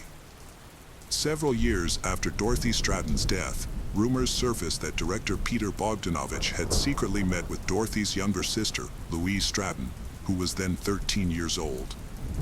The Stratton family strongly denied these claims and took legal action against the spread of these rumors. However, in 1988, 8 years later, Peter, then 49, actually married Louise Stratton, who was then 20. Louise later stated in interviews that their romance began when she was 18. Peter Bogdanovich and Louise Stratton were married for 13 years, ending in divorce in 2001.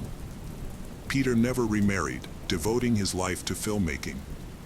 He died in 2022 at the age of 82. Louise Stratton, who now resides in her hometown of Vancouver, pursued a career as an actress and film director. The case of Antonia Barra. Antonia Barra was born on December 3, 1999, in Temuco, Chile, to a wealthy family. She was the youngest of 5 children, with 2 older brothers, Sebastian and Ignacio, and 2 sisters, Catalina and Carla. Antonia was particularly close to Catalina, whom she considered her best friend and confidant. Her parents valued education and encouraged their children to pursue their interests, including sports and music. As the youngest child, Antonia was especially loved and spoiled by her parents. Despite this, she was a diligent student and dreamed of studying tourism and traveling the world. At the age of 15, Antonia met Martin Pradines on social media in 2015. Martin was 8 years older than Antonia and lived in the same city. He was divorced and had a child from a previous marriage. Little is known about Martin's early life, except that he was born in February 1992 in Temuco to Ivan Pronis and Paula Dare. When Martin was 20, he got a girl from his school pregnant, and to avoid scandal and punishment, he married her. However, the marriage ended shortly after the birth of their child.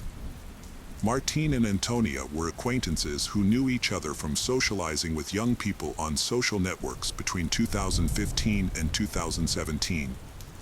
However, their relationship remained purely platonic. After Antonia graduated from high school and enrolled in university, she relocated to a different city, and they lost touch. At university, Antonia focused on her studies in the travel industry, formed new friendships, and explored new hobbies. Martin was no longer on her mind. During her breaks from university, Antonia would return to her hometown but primarily stayed in touch with her family, including her parents and siblings. During her time at university, Antonia developed a close bond with a fellow student named Consuela Herb, and they became nearly inseparable. She also started a romantic relationship with a student named Rodrigo Aguad, which lasted for approximately a year. However, They got into a dispute at the beginning of the new semester in September 2019 and decided to take a break from each other. Antonio had recently gone through a breakup and was feeling down. Luckily, the Chilean national holiday was just around the corner, offering a long weekend and a chance to take her mind off things. She and her best friend decided to attend an electronic music festival in the charming town of Pucón. They carpooled with 3 classmates, using Consuela's car. As it happened, close friends of Antonio's family owned a summer house in Pucón, and since the owners were out of town, they kindly offered Antonio and her friend the use of their house, even providing them with the spare key. Upon arrival, the group split up, and they friends settled into the spacious and cozy house, looking forward to a relaxing weekend getaway. On the evening of September 18th, Antonia ran into Martín while walking around the city, and they struck up a conversation. As it turned out, Martín was also in town for the festival with his friends and was staying in a large rented house just outside the city center. They hit it off and made plans to meet up the next day at a party at a popular nightclub. Antonia called her parents to fill them in on her plans, and her father warned her to be careful and not to drink too much. Antonia laughed it off and promised to be responsible. The next day, Antonia and her friends spent hours getting ready for the party, choosing outfits and doing their makeup. Before heading out, they shared a bottle of wine and then took a taxi to the club. When they arrived, they ordered a bottle of champagne at the bar and drank it together before hitting the dance floor. It was after midnight when Martín and his friends arrived at the club. Antonia was already quite drunk by then, but she continued to drink and dance with Martín. According to her friend, Consuela, Antonia was advised to slow down, but she didn't listen. At one point, Consuela lost track of Antonia and spent half an hour searching for her. When she finally found her, Antonia was in another room with Martín, barely able to stand due to her intoxication. Consuela saw her classmate Benjamin Morales at the club and asked for his help in getting her friend Antonia home. However, Antonia refused to leave, saying the night was still young. A short while later, she started to feel unwell, and her friends took her outside for some fresh air. After she felt a bit better, she returned to the club. Consuela went to Antonia later that night and told her that she was exhausted and ready to head home. However, Antonia declined, wanting to stay and continue having fun. Consuela then left the club, giving up on convincing Antonia to leave with her. She took a taxi home and went straight to bed. Benjamin saw Martín escorting Antonia out of the club, holding her because she was swaying from side to side.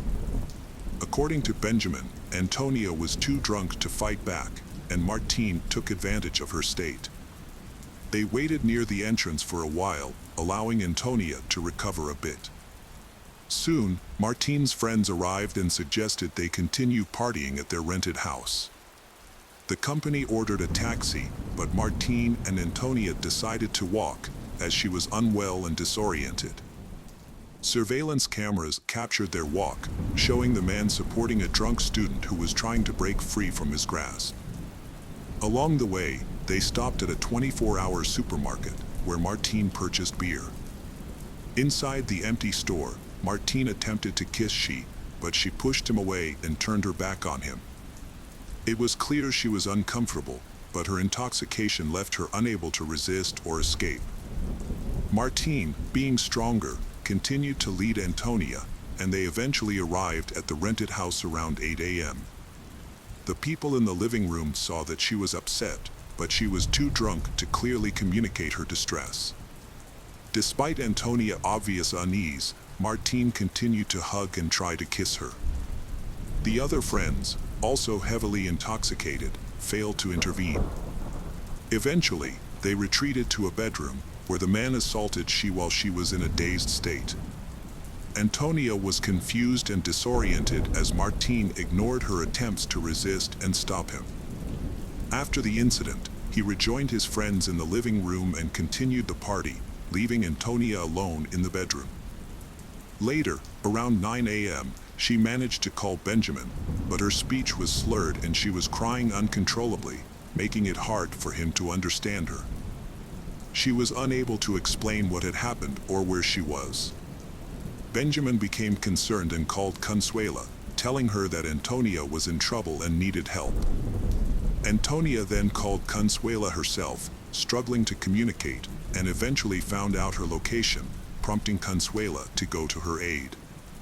When Consuela met Martin at the doorstep, she asked him what had happened, but he just smiled and claimed that everything was consensual. However, when Consuela found her friend, Antonia, in one of the rooms, she was shocked by her condition.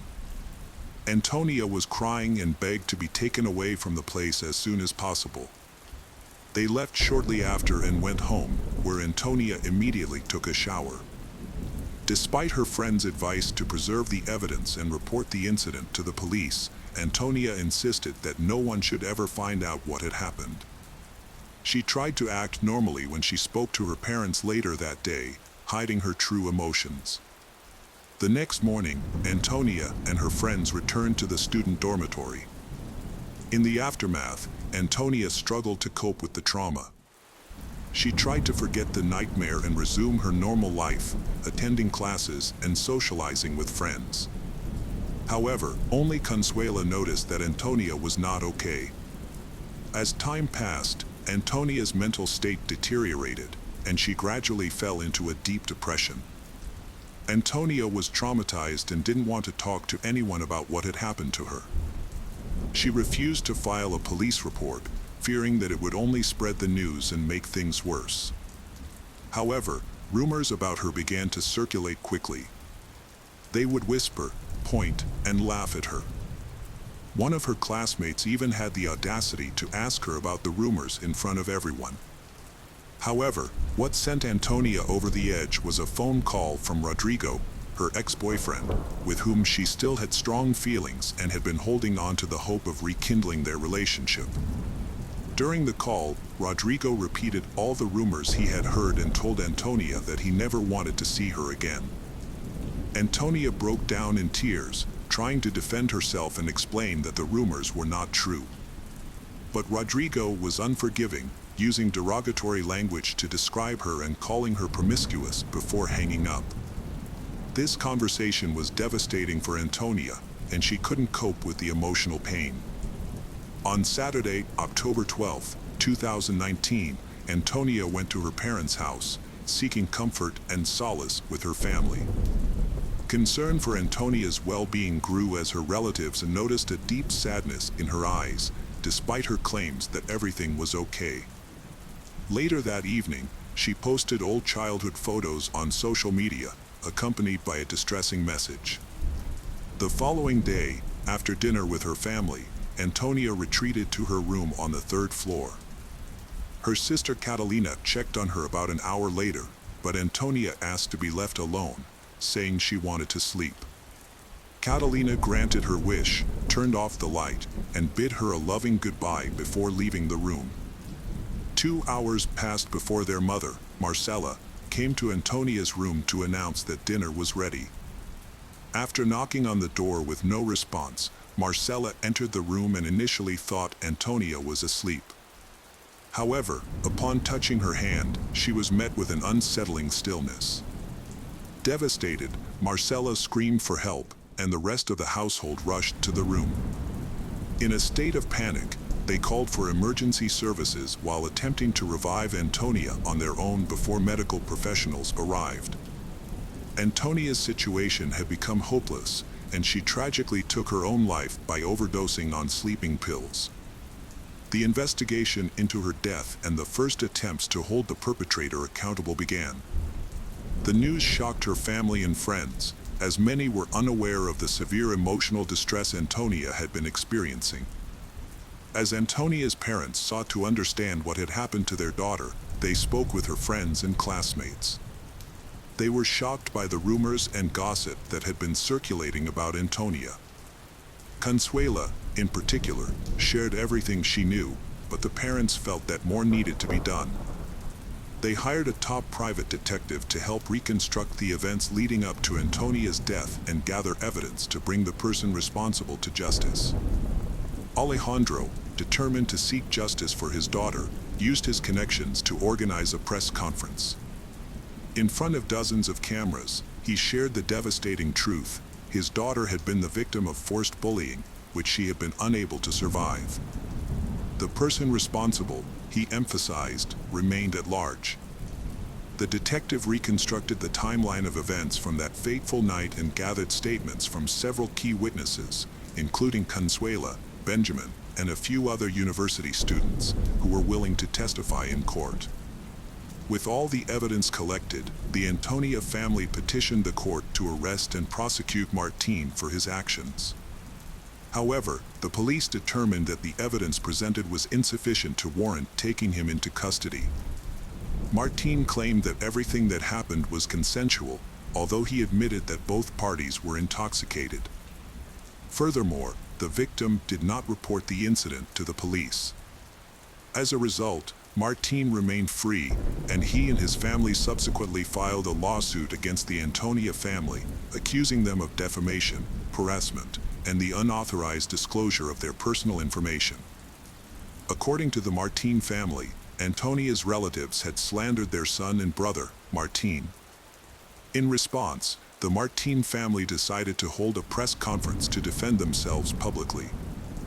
They argued that Martín's reputation had been harmed without justification and presented themselves as the ones who had been wronged. The Martín family also accused Antonia of sharing their personal contact information, including their home address, phone numbers, and social media handles. As a result, Martín and his family received daily insults and anonymous death threats.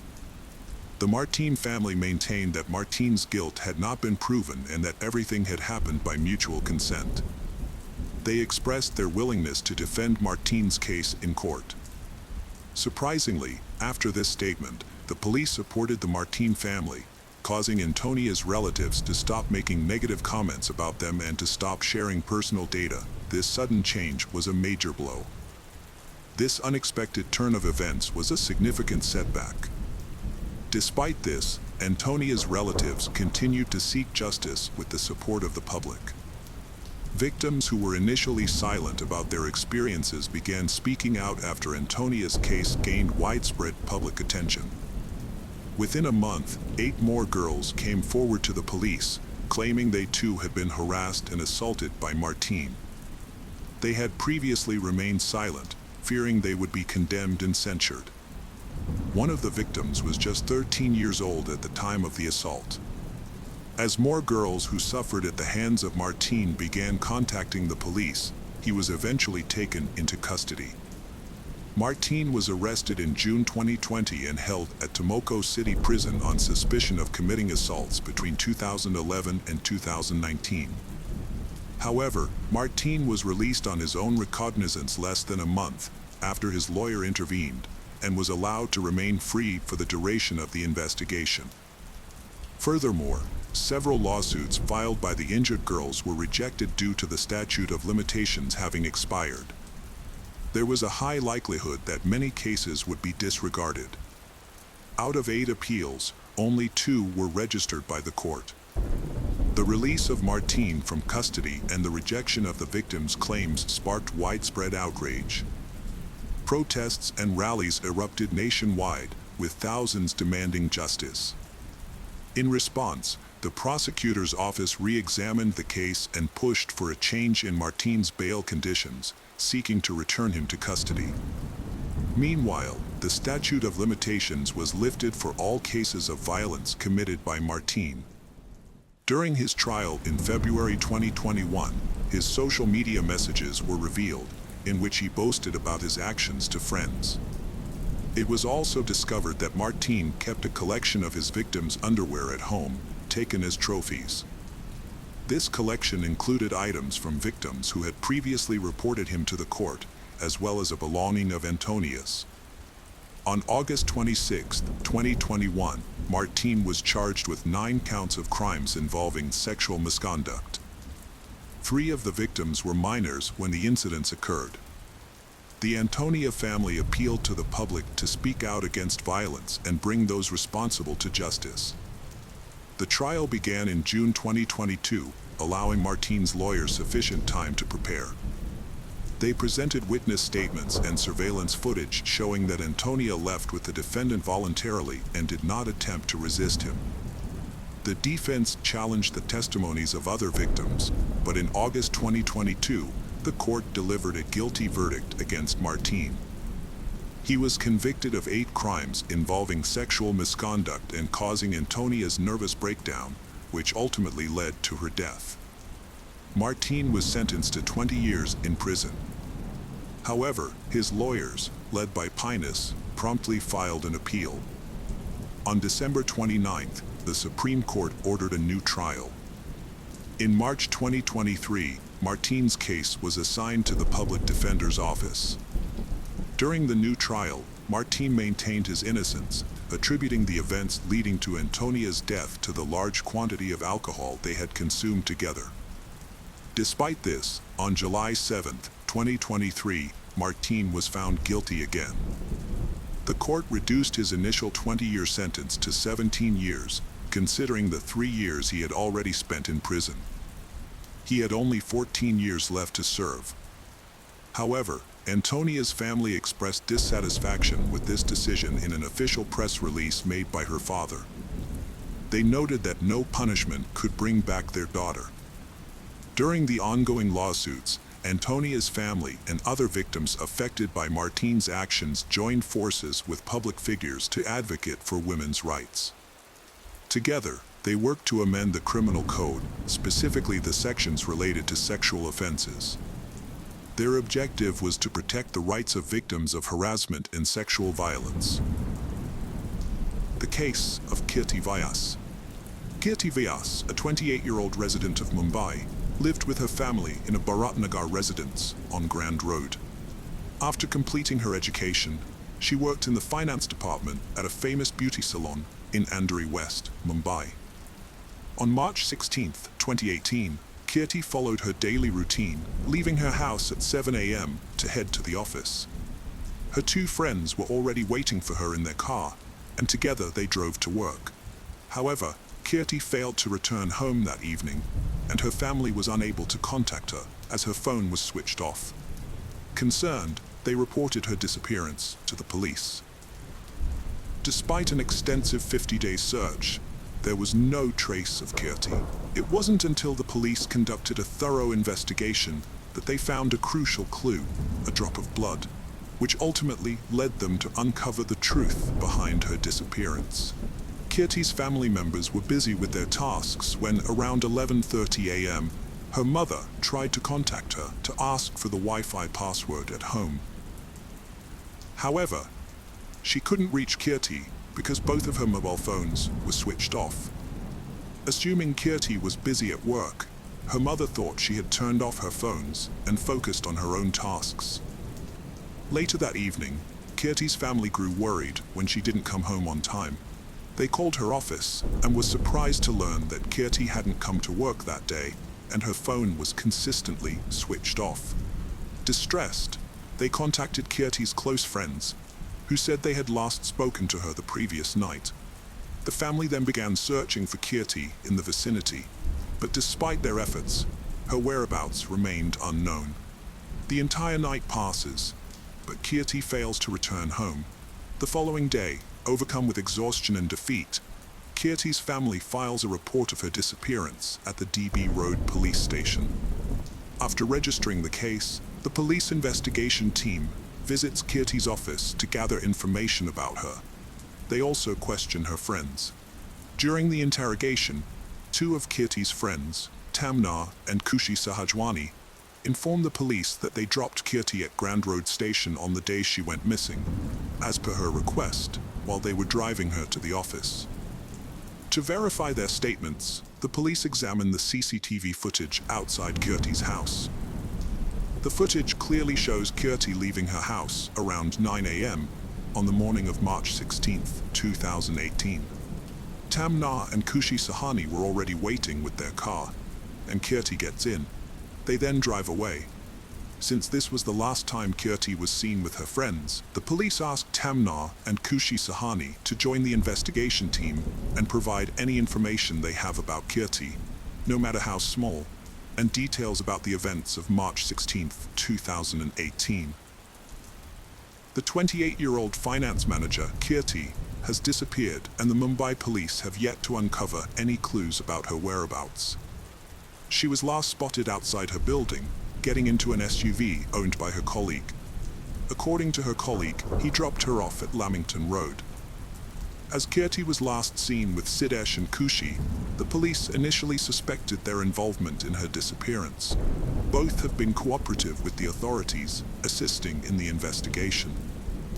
Despite days of scrutiny, the police have found no evidence to implicate them. In fact, Siddesh and Kushi have even launched social media campaigns on Facebook and Twitter to help locate Kirti. As a result, the police have cleared them of any suspicion. However, the police are still faced with a daunting task of finding Kirti, whose disappearance remains a mystery. The crime branch had already verified CCTV footage outside Kirti's home, which confirmed that Siddesh and Kushi gave Kirti a lift in their car heading towards the office. However, they claimed to have dropped Kirti near Grand Road Station, but the CCTV footage around that area had not been checked earlier. The crime branch then immediately began scrutinizing the CCTV footage around the station. Additionally, they investigated the CCTV footage from Siddesh Tamana and Kushi Sahajwani's car. A surprising revelation emerged. Neither Kushi, Siddesh, nor Kirti appeared in any CCTV footage around or at the station. Moreover, the CCTV in Siddesh Tamana's car did not confirm that they went towards the station on March 16, 2018.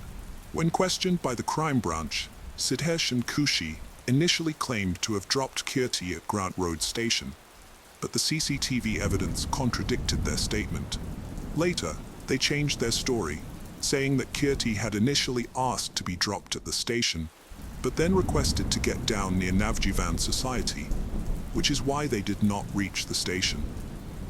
The prime suspects had repeatedly changed their statements, arousing the policeman's suspicion. As a result, they kept a close eye on both of them. In addition to this, their phone records were checked, but nothing suspicious was found.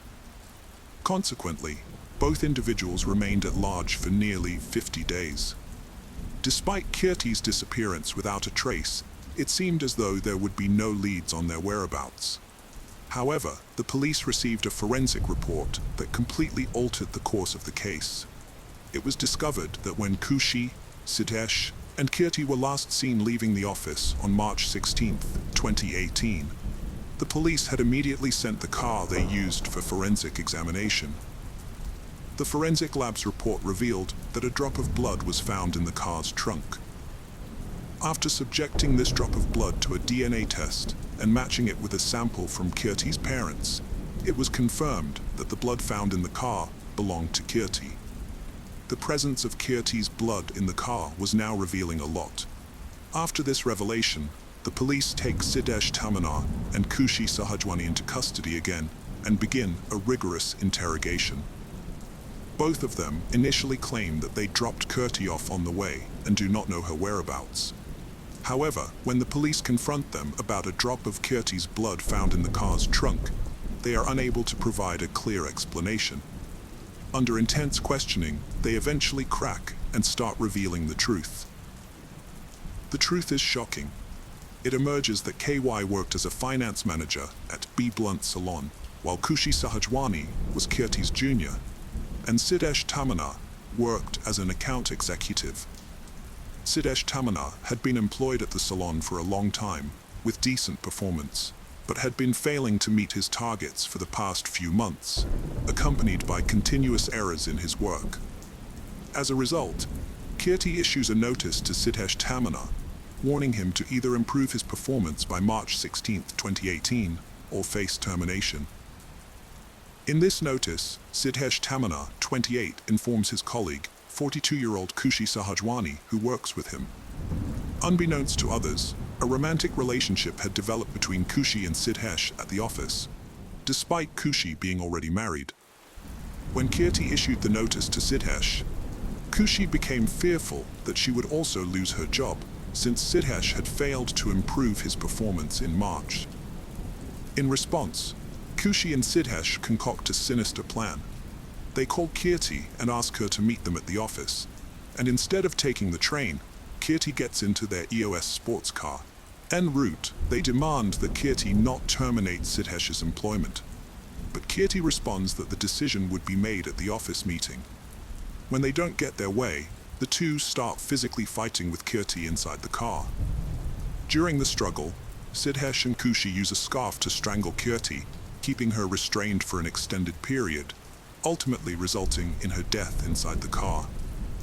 After Kirti's death, the two concoct a plan to discreetly dispose of the body, making it seem like nothing is amiss.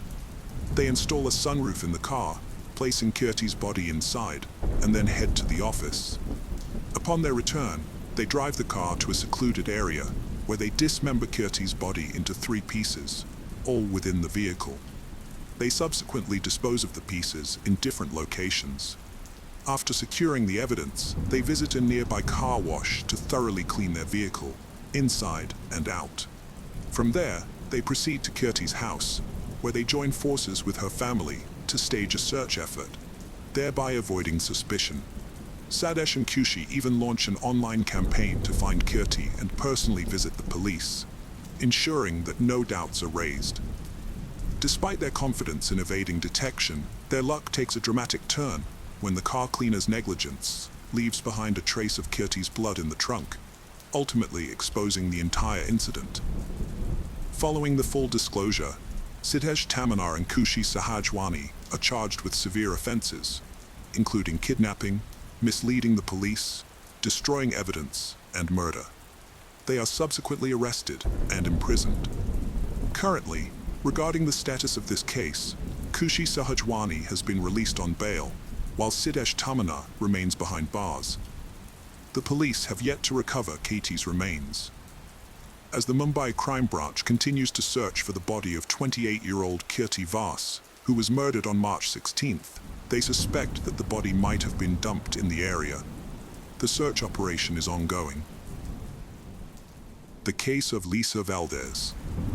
Lisa Valdez was born on September 6, 1961, in San Francisco, California. She grew up with her mother and brother. Lisa and her mother had an exceptionally close relationship, rarely arguing. As a teenager, Lisa developed a passion for dance and an interest in modern technology. She was an early adopter of emerging technologies, including email, which was still a novelty at the time.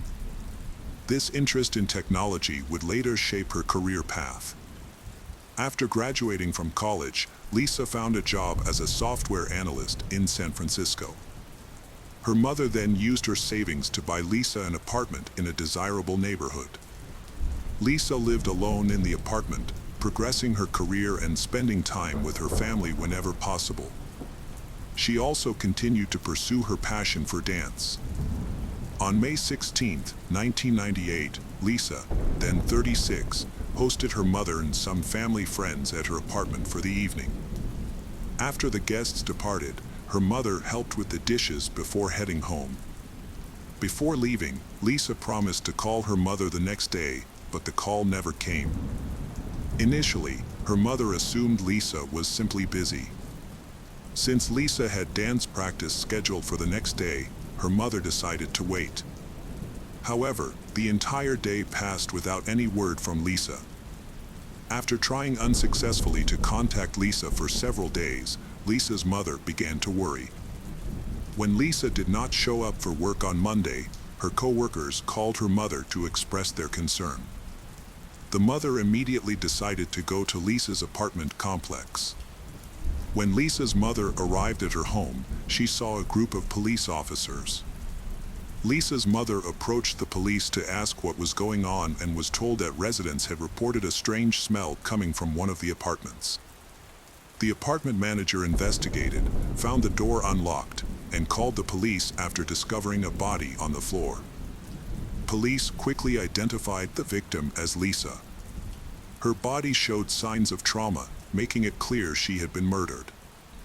The advanced state of decomposition suggested that Lisa had been dead for several days. The police suspected that Lisa had been assaulted due to the presence of her underwear next to her body. The crime scene was marked by extensive blood stains on the floor and bed, with the TV and air conditioner still on. However, the disarray of the apartment was later found to be consistent with Lisa's usual living habits. There was no indication of a robbery, as all of Lisa's valuables, including jewelry, were left untouched. The only missing items were her keys and a gym bag.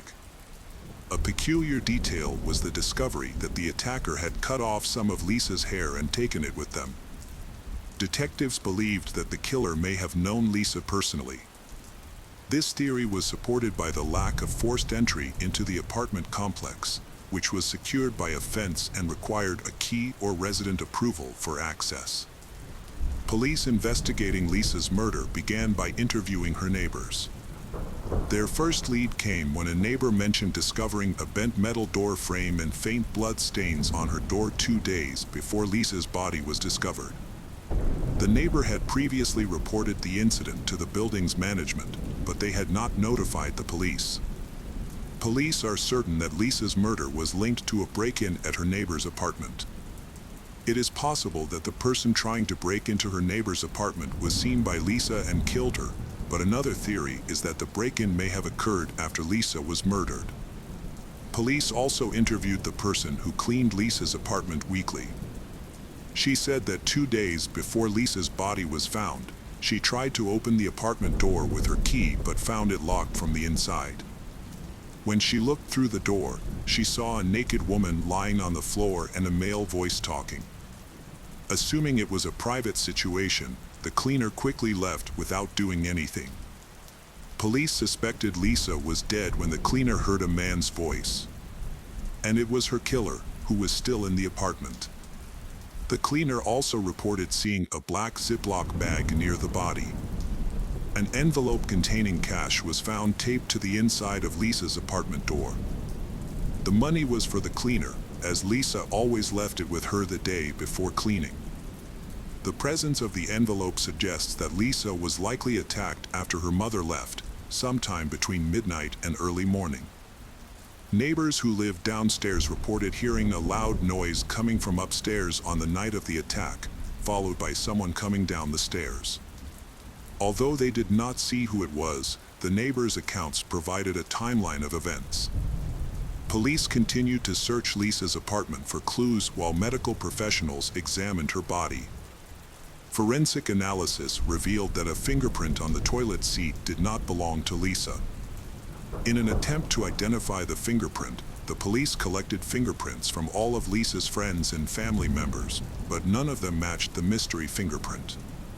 Detectives therefore suspected that the mystery fingerprint might belong to Lisa's killer. Medical examiners released their report, shedding new light on the case. Lisa's body showed more than 20 stab wounds, but the advanced decomposition made it difficult to determine if she had been sexually assaulted. The medical team also discovered skin particles under Lisa's nails, which were likely to have come from her attacker, and sent them to the lab for analysis. One of the pillowcases showed multiple blood stains, which upon analysis were found to be a mixture of Lisa's blood and another person's. The police sent the blood stains to the laboratory for further testing. Police believe the killer may have accidentally injured himself when stabbing Lisa. At the scene, they discovered 2 bandages from a first aid kit in the toilet, which the killer may have used to bandage his wound. Additionally, the killer may have left fingerprints on the toilet seat when discarding the bandages. DNA analysis revealed that the blood on the pillowcase belonged to a man whose DNA was not in the FBI database. Furthermore, the skin particles found under Lisa's fingernails and the blood on her knee were from the same person. Although the DNA did not match anyone in the database, detectives now had a DNA profile of the killer. The police compared the DNA evidence with samples from criminals in the area. They also began to scrutinize Lisa's acquaintances. Lisa's mother mentioned that Lisa had met a man named Albert Ketto, and that they had planned to go on a date the day after the murder. However, Albert Ketto had canceled their plans just days before. Police brought Albert Ketto in for questioning and noticed a large cut on his hand. Police considered Albert Ketto a potential suspect. However, Albert Ketto denied any involvement in the crime. Police collected Albert Ketto's fingerprints and DNA samples for further analysis. However, the test results showed that none of Albert Ketto's samples matched the blood found on the pillowcase. Additionally, the skin particles under Lisa's fingernails belonged to someone else. This new information led investigators to expand their search for other suspects.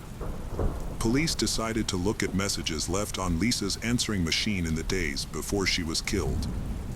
Police compiled a list of 40 callers but discovered one unusual message. It came from a man who had called Lisa just hours before the murder. He left a message saying, "You know how it goes. Hey Lisa, are you home?" When police played the message to Lisa's friend, the friend recognized the voice as Albert Robinson, a co-worker of Lisa's. Lisa and Albert Robinson worked together. However, Albert Robinson had expressed romantic feelings for Lisa, but she did not return his feelings. Albert Robinson appeared at Lisa's memorial service a few days after the murder. Albert Robinson claimed that he and Lisa were in love, saying that they planned to get married and start a family. However, Lisa's friends and mother objected to this. Lisa told them that she had no feelings for Albert Robinson and that the relationship between the two was just friends. During questioning, Albert Robinson denied any involvement in Lisa's murder, claiming that he loved Lisa and would never hurt her. However, he refused to provide DNA and fingerprint samples to the police, which aroused suspicion and made him the prime suspect. Police obtained a search warrant for Albert Robinson's home, where they discovered something unusual. Albert Robinson's home contained many photos of Lisa. However, despite the evidence, he continued to deny his involvement. He cooperated by providing his fingerprints and DNA samples to the police. However, they were surprised when Albert Robinson's test results did not match the samples collected at Lisa's apartment. Police eliminated Albert Robinson as a suspect. Due to lack of evidence, the case remained unsolved for many years. The investigation continues, with police waiting for the suspect's DNA or fingerprints to be matched in a database. Over the years, Lisa's mother has used social media platforms to plead for information. But the police have yet to uncover any new clues, leaving the case even more unsolved. In 2010, the FBI used new DNA technology to identify suspects by matching their DNA to relatives in a database. This method was limited to close relatives. On September 2nd, police received a call from the FBI with the news. Although the FBI did not compare the DNA to possible relatives in the database, they did retest the original DNA sample as part of the process. Amazingly, 13 years after the murder, the retested DNA sample was a perfect match. DNA from blood and skin particles found under Lisa's fingernails matched a 52-year-old man named Anthony Hughes, whose DNA had recently been added to the FBI database. Although Anthony had a lengthy criminal record, his DNA was not in the database because he had committed a minor crime. However, a change in California law requires DNA samples from all convicted felons, regardless of the severity of their crimes. As a result, Anthony's DNA was collected after he was arrested for petty theft. The investigation revealed that Anthony's fingerprints were also on file and matched those found on the toilet seat in Lisa's apartment. Experts were able to identify the specific finger that left the fingerprint. Prior to the arrest, police searched for additional evidence that linked Anthony to the crime. 13 years ago, police reviewed calls to Lisa's phone before she was killed, but they ignored calls made after her death. Recently, police discovered a call made by Anthony to Lisa's phone just one day after her death. He left a message, the content of which seemed normal and did not arouse any suspicion at the time. If the police had investigated Anthony at that time, they would have found his extensive criminal record. When they went through Lisa's belongings, detectives found Anthony's phone number in her address book, indicating that she knew him. After talking to Lisa's friends, the police learned that Lisa had dated Anthony in high school. The police now had all the information they needed to question Anthony. Since Anthony was homeless at the time and had no fixed address, the police approached cautiously to avoid Anthony fleeing. They arrested him under the pretext of investigating a series of robberies in San Francisco, and he surrendered without resistance. Police began asking about a series of robberies, gradually bringing up Anthony's previous convictions. Eventually, police asked him if he knew a woman named Lisa Valdez. He initially denied knowing her, but when shown a photo, he admitted that they had been high school acquaintances. Anthony also claimed that he had not seen Lisa since the late 1980s. The police pressed Anthony for information about his relationship with Lisa. Eventually, the police produced evidence of his DNA found in Lisa's apartment in 1998. Upon hearing this, Anthony burst into tears. Anthony was restrained as he cried and screamed. He was eventually charged with murder, and detectives informed Lisa's family that her killer had been arrested. However, the trial did not begin until 4 years later. During the trial, Anthony initially appeared confident, but as the trial progressed, his pace changed. He began appearing in court with a Bible and wearing a cross. Anthony's lawyer argued that his client was incapable of committing the murder due to a medical condition that weakened his muscles, making movement extremely difficult. Despite the defense's argument, the prosecution presented strong evidence linking Anthony to the crime scene. This included his skin cells found under the Lisa's fingernails, his blood on a pillowcase, and his fingerprint on the toilet seat. Anthony maintained his innocence, claiming he had not seen the Lisa since the late 1980s. The prosecution, on the other hand, proposed a different scenario. They believed Anthony had contacted the Lisa, visited her home, and attempted to engage in intimate relations with her. When she refused, he became enraged and killed her. As part of the crime, he cut off a portion of her hair and took it with him before fleeing the scene.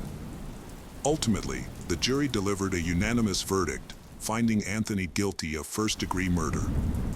However, the prosecution faced challenges in securing a conviction for sexual assault due to the advanced state of the Lisa's decomposition, which made it difficult to gather sufficient evidence. The charges were reduced from first-degree murder to second-degree murder, which carries a lighter sentence. Anthony was sentenced to life in prison with the possibility of parole after 16 years. Anthony has been in prison since then and continues to maintain his innocence. Anthony will be eligible for parole in 2031 at age 72. However, Anthony's chances of being paroled are slim, as parole boards typically view refusal to plead guilty as a lack of remorse. The case of Jessica Chambers. Jessica Lane Chambers was a 19-year-old woman from Cortland who had a complex and challenging upbringing. She lived with her mother near her grandmother's house, while her father and stepmother resided down the street. Despite her petite frame, Jessica had a strong and determined personality. Her family life was marked by turmoil and instability. Her father had a history of run-ins with the law, including a conviction for manufacturing methamphetamines and a DUI arrest in the early 2000s. This tumultuous environment was not unique to Jessica's family. Many of her friends and neighbors also experienced similar struggles. Tragedy struck Jessica's life at a young age. In 2006, a neighbor was shot multiple times in his yard. Jessica's own life was also marked by difficulties. She struggled with her parents, had rocky relationships with boyfriends who had trouble with the law, and occasionally engaged in violent outbursts during arguments. These behaviors intensified when she was 17, following the death of her older brother, Alan, in a car accident in 2012. After her mother disapproved of her new boyfriend, Jessica moved out of the family home for several months. Jessica's life was marked by challenges from a young age. Her father had served time in prison, but by 2014, he had turned his life around and was working as a mechanic for the local sheriff's department. Despite her own brushes with the law, including selling illicit substances and associating with local gangs, Jessica was a well-liked and respected member of her community. Her warm smile and friendly demeanor made her death all the more shocking and mysterious. When a car fire broke out in her hometown, rumors quickly spread that Jessica was involved. Her father, due to his connection to the sheriff's department, was immediately informed about the incident.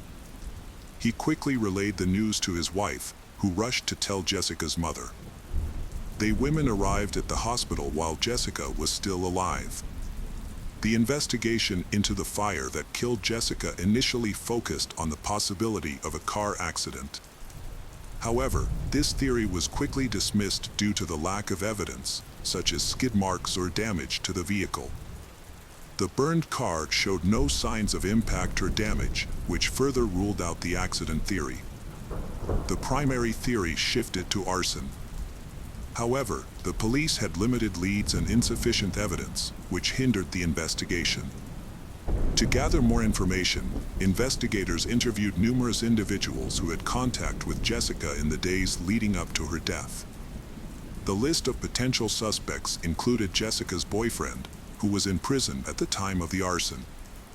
However, this theory was eventually dismissed due to his alibi, as he had been living in Iowa since their breakup. Ali Ali, the owner of a local gas station, also came under suspicion, as he was one of the last people to see Jessica alive. After providing a statement, Ali was released. Another theory suggested that Jessica's association with a local gang may have led to her death. However, the gang members denied any involvement and expressed their condolences to the Chambers family. Many of the individuals questioned during the investigation had motives to lie, even if they were not directly involved in Jessica's death. The investigation appeared to be at a standstill, with no clear suspect or motive for the brutal act. Jessica's last week of life was meticulously reconstructed by investigators. It was discovered that on December 5, 2014, she drove to the M&M Minimart after receiving a phone call. There, she purchased $14 worth of gasoline and departed at 5:15 p.m. Half an hour later, at 5:45 p.m., Jessica called her mother, saying she would be home soon. At that time, she was wearing camouflage pajama pants and had her hair pulled back in a bun. Jessica made several more stops. These included visiting an unknown house and driving to a nearby town. Surveillance footage captured a man wearing a striped shirt filling a gas can with fuel. Although it's unclear where he went afterward, he did seem to be heading in the same direction as Jessica. According to her phone records, she spent 10 to 15 minutes stopped at a traffic light on Highway 2, headed toward Batesville. However, there is a significant gap in the timeline, from 6:30 p.m. to 7:32 p.m., often referred to as the mystery hour. Further investigation eventually shed some light on these missing minutes. It's believed that during this time, Jessica continued driving to her eventual destination. Her phone's GPS confirmed that at 7:30 p.m., she reached Heron Road. Unfortunately, it was on this very spot that her car would be discovered on fire.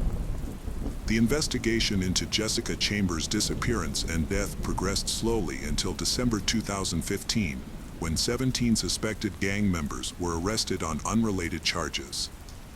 During plea negotiations, the gang members identified Quentin Tellis as someone who was with Jessica just an hour before the fire, after being offered a chance to cooperate with the investigation. The investigation focused on Quentin Tellis after reviewing Jessica's social media and cell phone activity.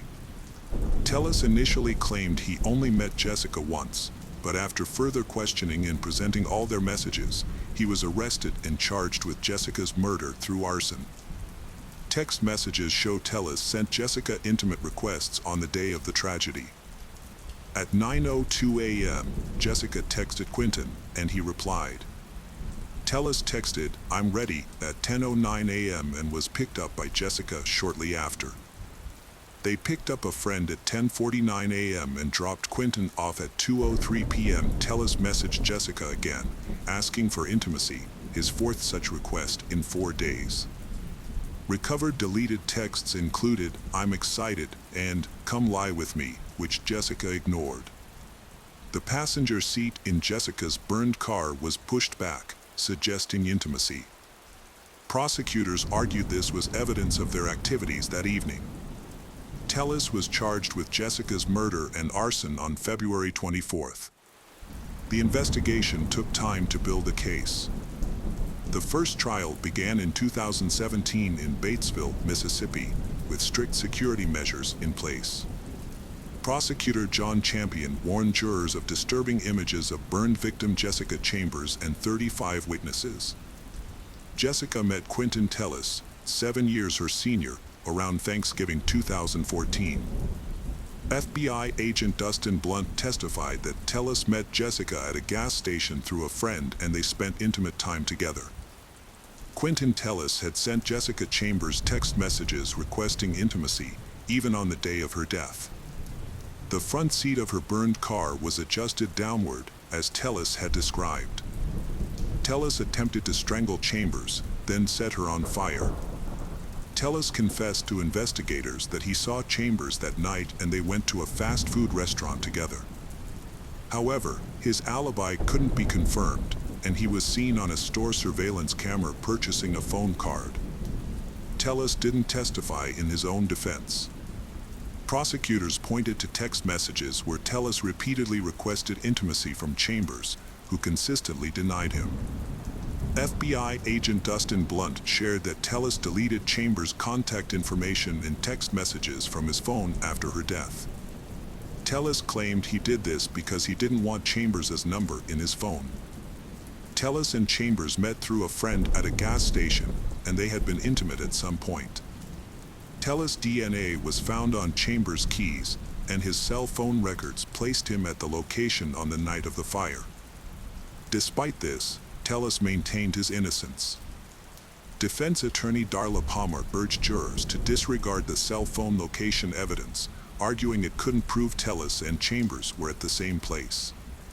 Tellis' family claims the police are looking for someone to blame in a highly charged racial issue. The first trial ended in a mistrial due to confusion over jury instructions. By the time of the retrial in 2018, Quentin Tellis was under investigation in Louisiana for the end of life of student Ming Chen Xia, as well as for the illegal use of a stolen bank card. In May 2019, he was charged with second-degree murder in connection with Xia's demise. The second trial was notably challenging. Jurors were shown a photo of Jessica Chambers, which firefighter Cole had taken upon arriving at the scene. Cole was deeply disturbed by the image of Chambers, whose lips were severely burned and blackened with soot. Cole told the jurors that the photo Cole took of Chambers was etched in her memory, and she saw it every morning and every night. A veteran firefighter also testified that he had never seen a victim with such severe burns. When he found Chambers, she was lying on the ground, struggling to speak, and was sitting on a blanket. Her hair was singed, and her nose and mouth were surrounded by blisters that covered her entire body. Testimonies at the second hearing also included a woman named Sherry Flowers, who had not appeared at the first trial of Tellis but told investigators during questioning that she had picked up a hitchhiker on the night Jessica Chambers was tragically ended. Sherry Flowers did not recognize Tellis in court and agreed with the prosecutor that she did not know whom she had picked up. However, she told the court that a man flagged her down, and she stopped because she thought it was her cousin. She agreed to give a ride to the man, whom she described as an African-American male, about 20 years old, and of slim to medium build. Tellis, who was 5 feet and 9 inches tall, was 26 at the time. Initially, Flowers did not reach out to investigators, and when asked why in court, she said, "I couldn't remember," and thought it wasn't relevant to the case. Nevertheless, the prosecutors attempted to link this ride to the demise of Jessica Chambers, suggesting it provided Quentin Tellis with the opportunity to leave Jessica's car in order to return and set it on fire. However, the defense contested the timing, and Flowers admitted that she was unsure of the exact time of the ride. The investigator presented evidence that Jessica Chambers' keys were found in a ditch 2 days after her death, near the location where Tellis was picked up. However, the defense argued that it was impossible to prove where the keys had been at the time of the crime, and therefore, they should not be admitted as evidence. Despite the emotional testimony, the second jury was unable to reach a verdict in 2018, just like the first jury 2 years earlier. As a result, Quentin Tellis was not convicted of setting Jessica Chambers and her car on fire, and the case remains unsolved. However, many people continue to investigate the case online, searching for clues that may have been missed and developing their own theories about who was responsible for Jessica Chambers' death. The Jessica Chambers case began to garner widespread attention immediately after her death, but as the media's interest declined, internet sleuths around the world picked up the case. To this day, the mystery surrounding her final hours remains one of the most disturbing aspects of the case. On the night of the crime, Jessica left her house at 5 p.m. and told her mother she was heading to a nearby gas station. Security footage shows Jessica stopping at the gas station twice. During one of those visits, she pumped gas and then went towards the store, where she waved at someone off camera. Despite efforts to identify the person Jessica was waving at, the mystery remains unsolved. Although Quentin Tellis, 29, has been identified as the prime suspect, he is still incarcerated for a different crime. Consequently, justice for Jessica has yet to be achieved. Tragically, Lisa, Jessica's mother, passed away on October 29, 2021, at the age of 52, without seeing her daughter's case reach a conclusive outcome.